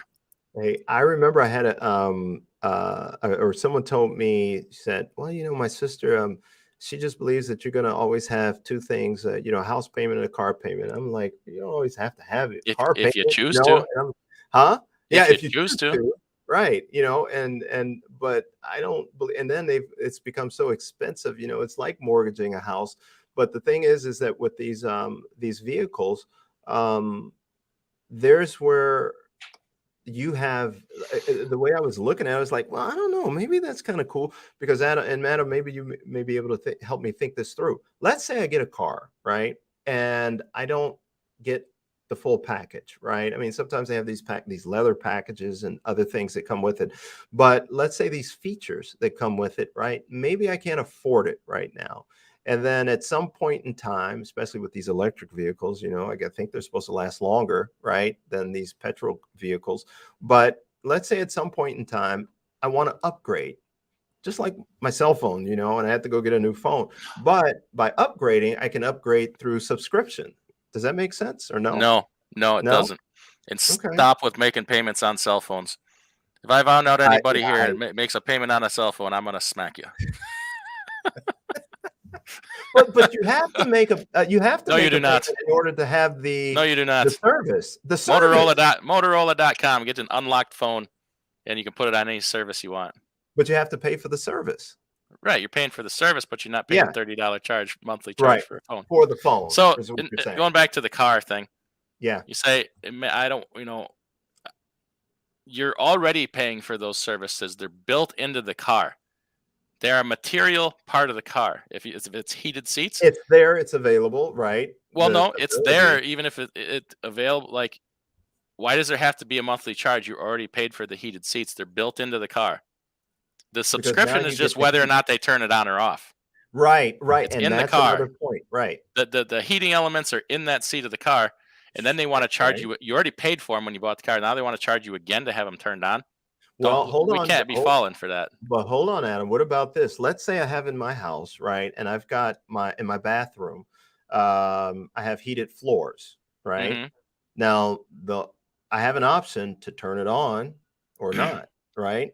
Now, Hmm. whatever marginal cost there is, I'm going to pay more when I use it. You see what I'm saying? So, in a sense, I'm paying for the usage of that, right? If I choose to turn it on and activate it, right? And No, when not the I same. okay, Because in your house, yeah, if you choose to use the heated floor, yeah, it's in there. Then right. the cost associated with using that heated floor is you're going to burn more on your electricity bill, right? I'm going to pay more. Absolutely. Right. Yeah. So in the car, it's built Hmm. into the car. Right. The cost associated with running those heated seats should be Hmm. maybe you burn a little bit more gas. Not that you have to pay the little bit more for the gas to generate that heat, or Good pulls point. off your battery or whatever. You Right. have to pay for that, and you have to pay for a subscription service to it. Right. If you Good point. bought it and paid for it, and then you have to also pay for a subscription for it, you don't own it. Yeah. Yeah. I look back now on the heated floors. You're absolutely right. Because I did go out and I purchased that, the corals, whatever it's called, and for that. So you're absolutely right. I own it. And And, then I get it. to Yep. to make it even, you would have to pay for those heated floors, turn them on, and pay for the electricity to run them, and Right. also pay for a third party service Right. to have it. Yeah. Well, that is where things are headed. So I Yeah. don't know how we got No, on you're this, right. but We're headed to a subscription based society. That mhm. is why there is no part for me. I'm gonna probably have to turn into RoboCop or some kind of android, because there's no place for me in the future. Future me is very unhappy. That might Fu- be the Uh, future, though. Present me wants to Android. be. Well, it's a whole problem with society. You can really expand on that, and this is a general statement, so people don't go getting pissed off about what I'm about to say. Um, Young people don't really want to own anything. They want to lease cars. They want to make payments on cell phones. There's not a lot of desire by the younger generation to be a homeowner. Um, there's a movement now to a minimalist, to where you don't have a lot of stuff, but you want access to it. So the way you have things that you want but don't own them is you pay for access, and you pay for that through subscriptions. I've always, and this is just an idea I had, and it's actually might be a logical thing to do, is to open a store where, I guess it would be like a rental store, I guess is what you would call it, where you Okay. have all these things and you rent them out, because younger people don't see the need to own a chainsaw. They don't need to see the need to own all these different things, but they Yeah. want access. And Hmm. oftentimes they'll pay stupid prices for access to these things, Yeah. right? Leasing is the Yeah. most expensive way to own a car, right? Well, yeah. There's some things that are like on demand. I know, like with like you talk about cable. I just Paul, never saw. Paul, Yep. Paul, What I do. get off my lawn. What are you talking You about? young whippersnapper, you get off my lawn. Hey. You and your friends. Get out of Well, my yard. all I can say is I've known those people before. I think I I'm one of them. I think I might be that guy. I don't know. It was right. They were right across the street from a friend of mine. He had a fence, and we walked down the sidewalk, right? And he'd yell at us to get off the sidewalk. So so just us being kids, and smart kids, I guess, was like, you can't tell us to do that. But so sorry, Adam. Any rate, No, I'm uh, just kidding. I'm playing the old man. I noticed. So old guy, old man.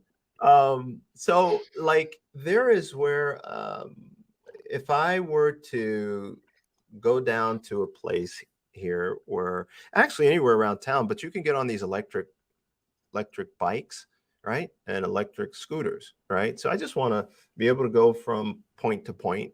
And so instead of me buying a bike, I can do it on demand, or let's say cable.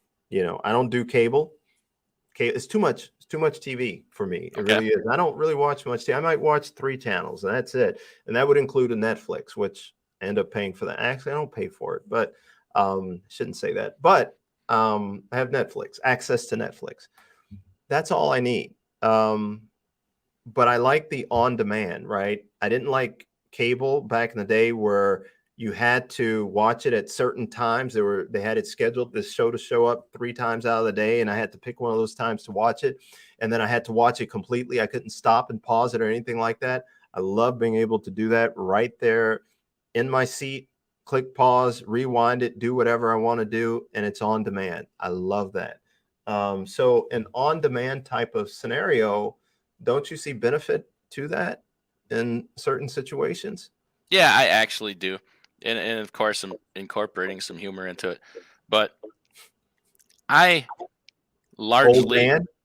yeah, I think I wonder if everybody would agree with this. It seems as we go on in life here, as years pass, things just get more complicated every year, right? Or am I off on that? Like things just are increasingly complicated. Well, back in the day, Technology is great, but I maybe I'm nostalgic or stupid or old or just ridiculous. I want more simplicity. Like I long look, for a I simpler still like the time. joystick. I still like the joystick with a stick and a button. That Give me a stick and a button. All I'll right. play video games all day long. Now I'll get But off your lawn. you give me something else that's got more than 2 buttons, then I'm lost. And it's like, this makes no sense. Even remote controls, man. I'm like, why is this so complicated? So I don't know if that's what you're talking about, but I think there are some things that could be, simpler. No, it's like, well, okay, so you know, telephone, right? I got this telephone here, Yeah, and people used to call me on it.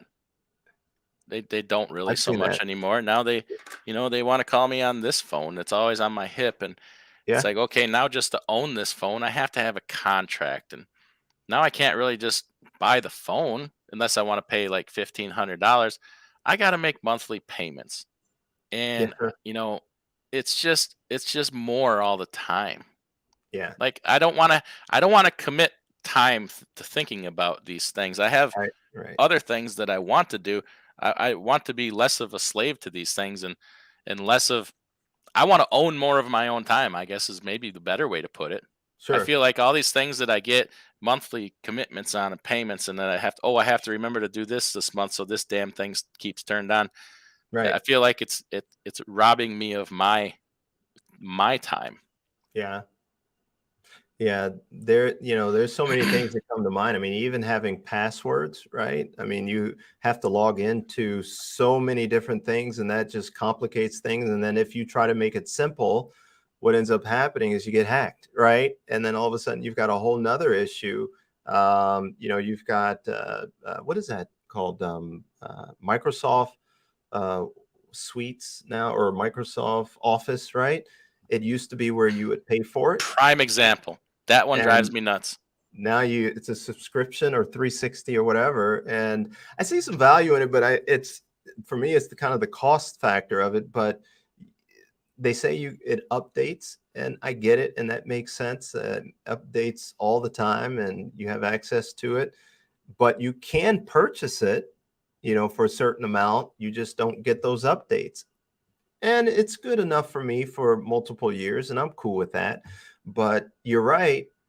It's a lot of things are going toward this subscription thing, and it's hard to keep up, but every generation, right, has its new thing. And so when they grow up not knowing what a phone booth is, right, and they look at a phone booth and it's like, what is this? What do I do? What is this all about? Why am I in here? Is there going to be water coming out the top and I take a shower in this thing, or what is this thing? You know what I mean? Yeah. But the point is that they are trained to know what is going on today, and it's not complicated for them. I mean, we've got these brains and they say we use 10%, and I don't know what happens to the other 90%. So maybe that's what's happening. Maybe the new generation is using 15%. I don't know. I But feel I like, know that you would disagree with that. well, I don't know. Come on, old man. I feel like they'll never know a better way.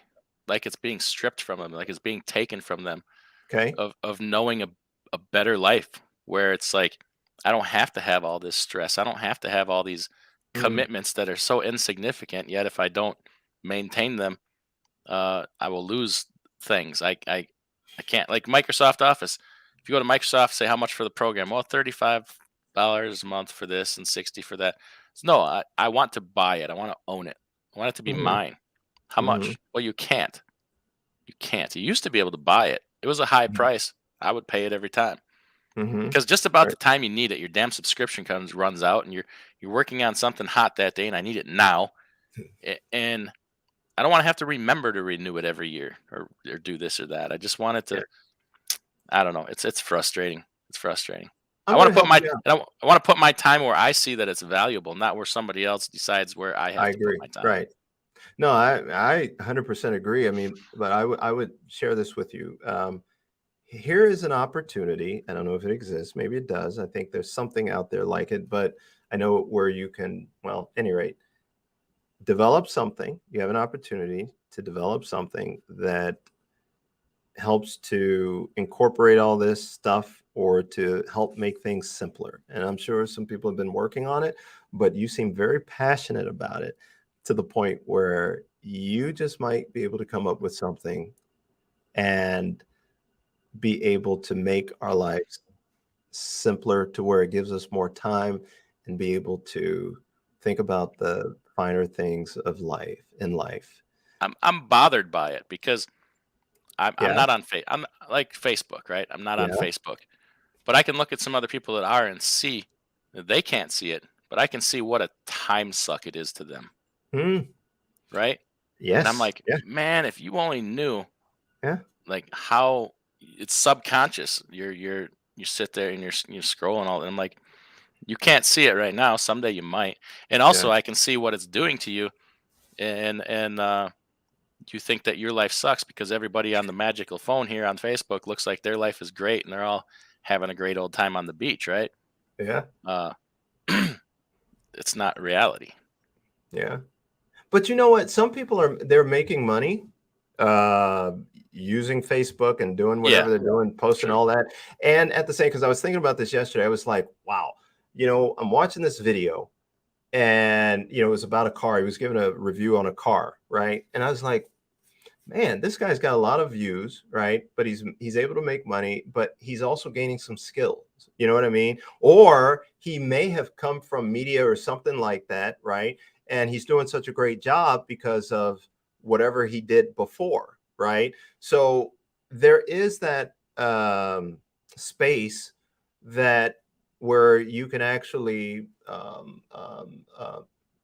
better things for yourself. You know what I mean? You can do your own thing. You can learn more how to present, through your presentations on Facebook or YouTube or whatever.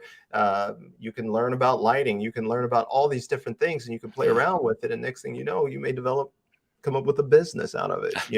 I just can't be bothered as long as these kids are screwing around on my lawn, Paul. Oh, man. I mean, golly. Oh, Mark M has a quote of the day. He says, "I went fishing a few weeks ago, and every single worm was eaten clean off the hook. Those fish have been through some tough times to learn that kind of skill." Bravo, bravo. That sums it up right Absolutely. there. That's what it takes. Yep, You yep, got to go through it, you yep. know? Uh, So I like Ad, that. Adco says he can see why everyone likes having you on here. I think they do. We love hearing from you. Ah, Atco. Oh, apparently I caused quite a disturbance in the force here with my stance on AB5, but that's okay. Mark, you got to remember, I apologized to you before I said it, so You did. you can't be mad at me. Yeah. You just can't. We had that So agreement, right? there's obviously those out there that support AB5, right? Yeah, and that's okay. And That's all right. and no. But what I'm saying is, and I've read some stuff, but I would just be interested to know what their side is. You know what I'm saying? Because I Well, Mark's side is he doesn't like the misclassification of workers. okay, So he feels strongly that workers, if you are not truly an independent contractor, you should be classified as an employee, and that hmm people are possibly getting taken advantage of. okay. So is Mark saying then that, let's say with truckers, right?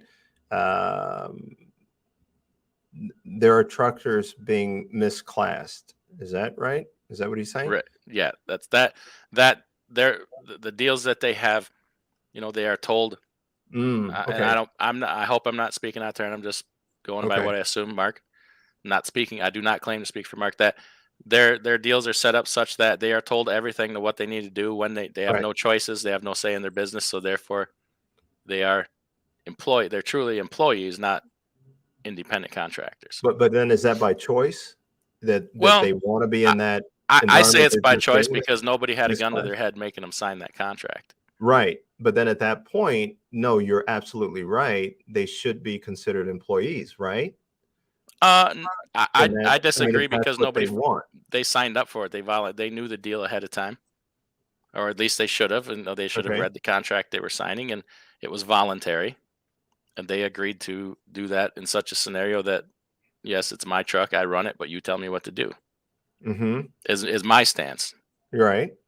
And then Um, you don't think that should be considered being an employee, right? That classification should not be. I don't because I kind of feel like if they wanted to be an employee, they could have just went and been an employee Okay. and not own the truck. I see what you're saying. Not I it's got not it. that I don't see the other side of it and see people's Mhm. arguments. I just No, believe I get it. everybody should be free to make their own choice. And Right. and two, I think also I'm looking outside of trucking Mm-hmm. for the rule. Like if let's look, I've brought it up several times, like the construction model of builders using subcontractors, Mm-hmm. right? A general contractor should be able to call a plumber and say, "Hey, come and plumb this house." And here's the deal. Here's what I'm going to pay you. And the guy comes and plumbs the house and goes done and goes on to the next job, and everybody's happy. Or he works Mm-hmm. exclusively for that builder. The plumber maybe has his own crew, and he plumbs every house he does for that general contractor. Yeah. But they can still do it in the fact that he's not an employee. Right. Right. So I don't want to tie it specifically to trucking. Mm-hmm. So Yeah. Because it's it's not. it's complicated, but it Mhm. is, but it isn't. Yeah. Yeah. Yeah. That's gonna be. And are they have not. The only work stoppage that has occurred is really is Oakland, right? That's the. Well, they were putting up a pretty good protest down in Long Beach too. A friend So of they. mine, yeah, a friend of Okay. mine, it was kind of helping organize that. Oh, really? Oh, okay. Because I thought someone said that they Yeah, I kind don't know of. if they're done. They may be done. I don't know. Okay. Okay. I don't know. Um, yeah. Well, I mean, and I think the discussion is definitely good to have, and the thing about it is that that's great. We can be civil about it. You know what I mean? And it's going to, I don't know. Do you think it's going to be reversed at all? Or No, the Supreme Court would have to hear it, and they've already said they've they're not already going said to. no, they're not. Yeah. And Yeah. I don't. I mean, that state digs in pretty hard on their stances. They Yeah. didn't, the reverse carb. They didn't reverse a whole lot of things. So I think it's probably just there. Done. Hmm. You think it's Uh, going to go beyond California? likely, yeah, yeah, Hmm. likely. Which is another reason to stop it there, I think. But Yeah, uh, we'll see. I We'll agree. see. And you can take away all those arguments on either side, and Hmm. my stance will still be I will almost always side on the side of personal freedom as long as you aren't hurting anybody or breaking any law. And I don't see any, if it's a voluntary legal association, I don't see anybody breaking a law. Mm-hmm. Mostly think you should be able to do what you want to do if you're not hurting anybody. Mm-hmm. So yeah, it's it's 1,000-yard, or what do they call it, stance on the situation or whatever. Mm-hmm. All right, let's move along. My voice is failing here. I've been drinking tea the whole time, but Oh, we'll wrap this up sooner okay. than later here. China, well, that's something that hasn't hit yet either. Chinese, if they make a move on Taiwan, there's more chips and semiconductors off the market. So Well, I there thought you there go, was another something thing. happening here. I thought they were working to do that locally. Isn't that right? And then there's, I don't know, somewhere in North Carolina, South Carolina, or somewhere where they can mine this stuff to do it. But I thought there was supposed to be a push, money funded. Okay, here you go. Twister is saying NVIDIA and Microsoft are building multiple plants in the U.S. and Europe and several places. But how much time does that take? What's the To lag time? build the plant before the plants are built, you mean? Yeah, and the machines and to kick Mm-hmm. things off. Yeah. Do they need the very semiconductor or the very chips they're intending to produce? Do they need them to make the plant operate? I don't. That's a good Who point. That's a knows? really good point. Does it end up being an oxymoron? That's a great point. They even say it takes what I hear 18 months to produce a semiconductor chip. That's Yeah, you know what? Technology is a mystery to me. hmm. If I could use it to keep kids off my lawn, I would embrace it. But They have I don't know, they have something called the fence, right? And maybe you could use that kind of in reverse and I build good fences. I do. well, I I have thought I mean, the electric fence. They have I that have them electric high and fence. long. Have them high and long. No, I make no claims to understand these technology things. You just know that's what's needed to supposedly to make them work. Yeah, I get it. it's Yeah. it's largely wizardry and computer chips. That's all I know. Yeah. Uh, Starkey says my brother works for Kenworth at a manufacturing plant. At this plant, they lease miles of farmland for new trucks without Wow. computers. It's full of them too. You're kidding me. Wow. Mm. That's amazing. So okay, those trucks are on delay. There's been a downturn in the freight market. Right. Where By are the they going to time those go? trucks are ready to go, Yeah. does anybody even want them anymore Or need them. or need Yeah. them? And then We're, and then suddenly Kenworth is in trouble. mm. Well, Ah, I mean, man, we're just not through this yet.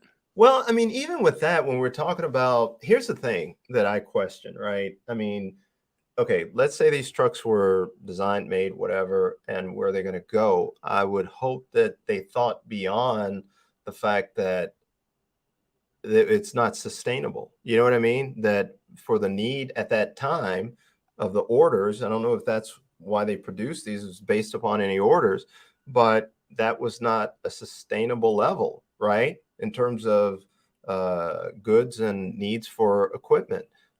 So when they produce these things, were they thinking that? Because I hear that a lot where things were done, but based on your conversation and my conversation, we know that things will change. We tell people, hey, don't plan to that the rate is going to go forever. $5 a mile, $10 a mile, whatever it is. Don't believe that that's going to happen.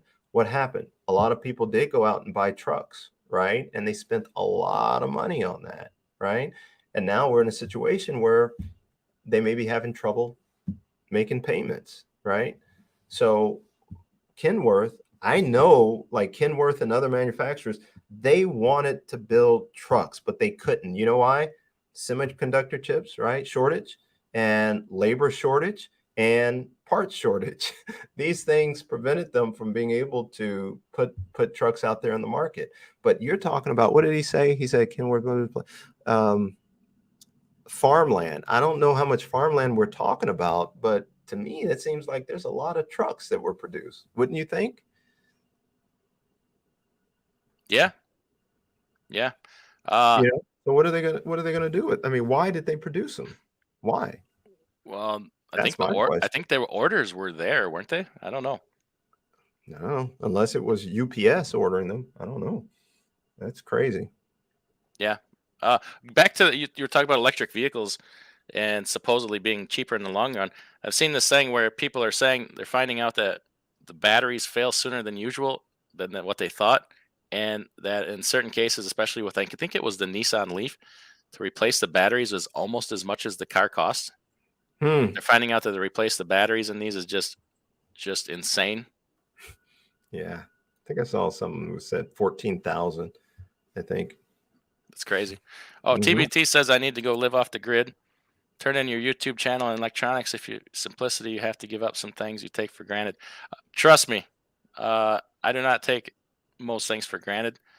Um, I do not talk about a lot of things. My lifestyle. I live a different kind of lifestyle. I do YouTube because I choose to. YouTube is the only technological thing that I do. I do not do social networking. I have the cell phone because up until I had other people, I had a flip phone. I don't care much, honestly.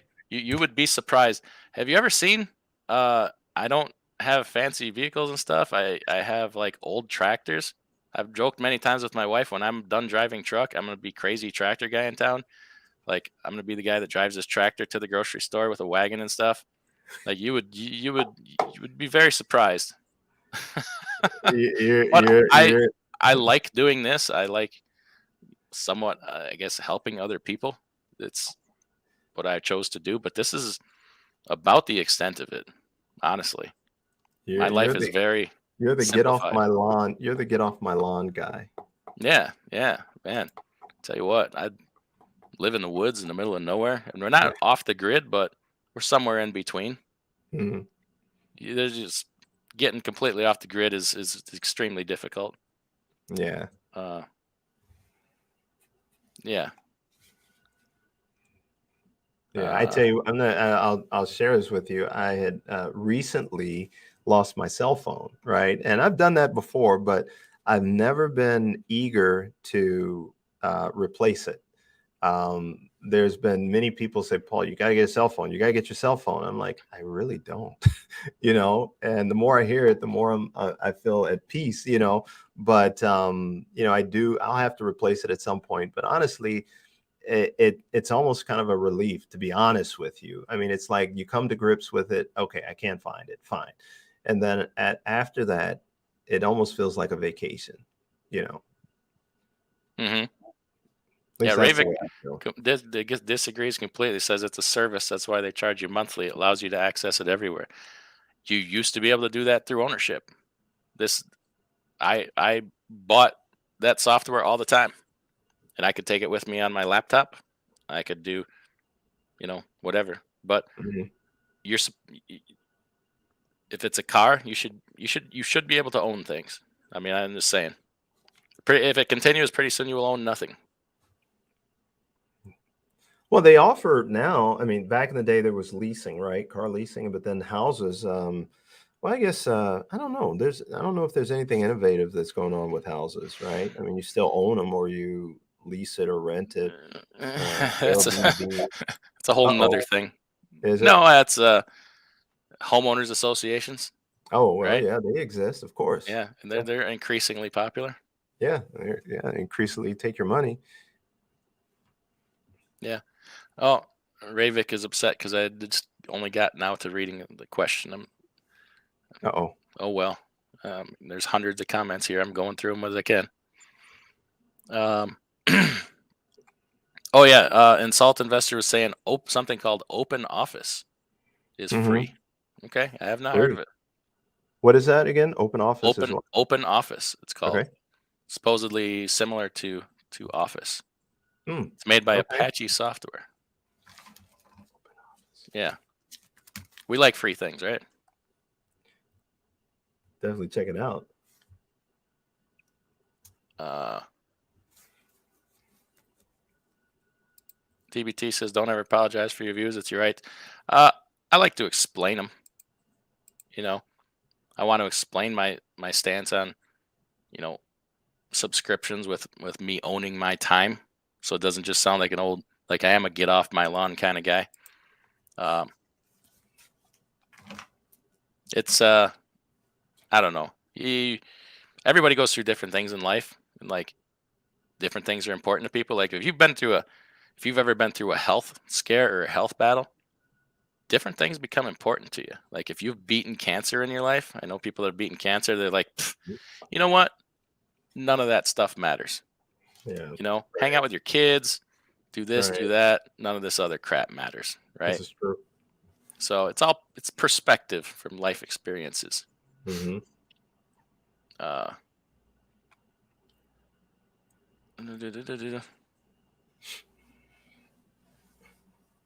yeah, Truckers Education Network has a perspective on AB5. If you're paying for the truck and all expenses, and you're in charge of booking your own loads, you're an independent contractor. There you go. There's a lot of different ways to look at it too. Yeah.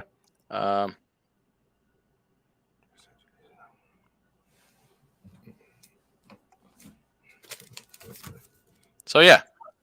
Anyway, I'm boy, I can't keep up to the comments here. Thanks everybody. Appreciate the great comments. Yeah, definitely. AJ, I wants to know how to get the Fence app. Crack me up, dude. Thanks. Gary Bates says it's kind of like bum fights listening to us here. What? Oh man. He says, Starkey also says his brother is the one with the Kenworth thing. He says the new trucks are full of mice destroying them. Oh Wow. no. So you're gonna get a brand new Kenworth with wiring issues because the mice have eaten through it. Wow. That's look how much money. Look at the waste of money on that, huh? I would think there's a lot of money been wasted there, huh? Wow. There's warranty issues. Wow. I mean, I would hate to get one of those. Kenworths can't put those out. That's a name, reputation, brand, all that is at stake. Yeah. Yep. I mean, are they? I wonder. Well, they are. I'm sure they're paying him though. He says all models of trucks orders going back further than 6 months on these trucks. Okay. Wow. Mark says a computer is an extremely complicated army of monkeys being told to turn switches on and off. Yeah, pretty much. That's how I see it. We just call it wizardry. Starkey, there you go. He drives his Ford tractor through the McDonald's drive-through. There you go.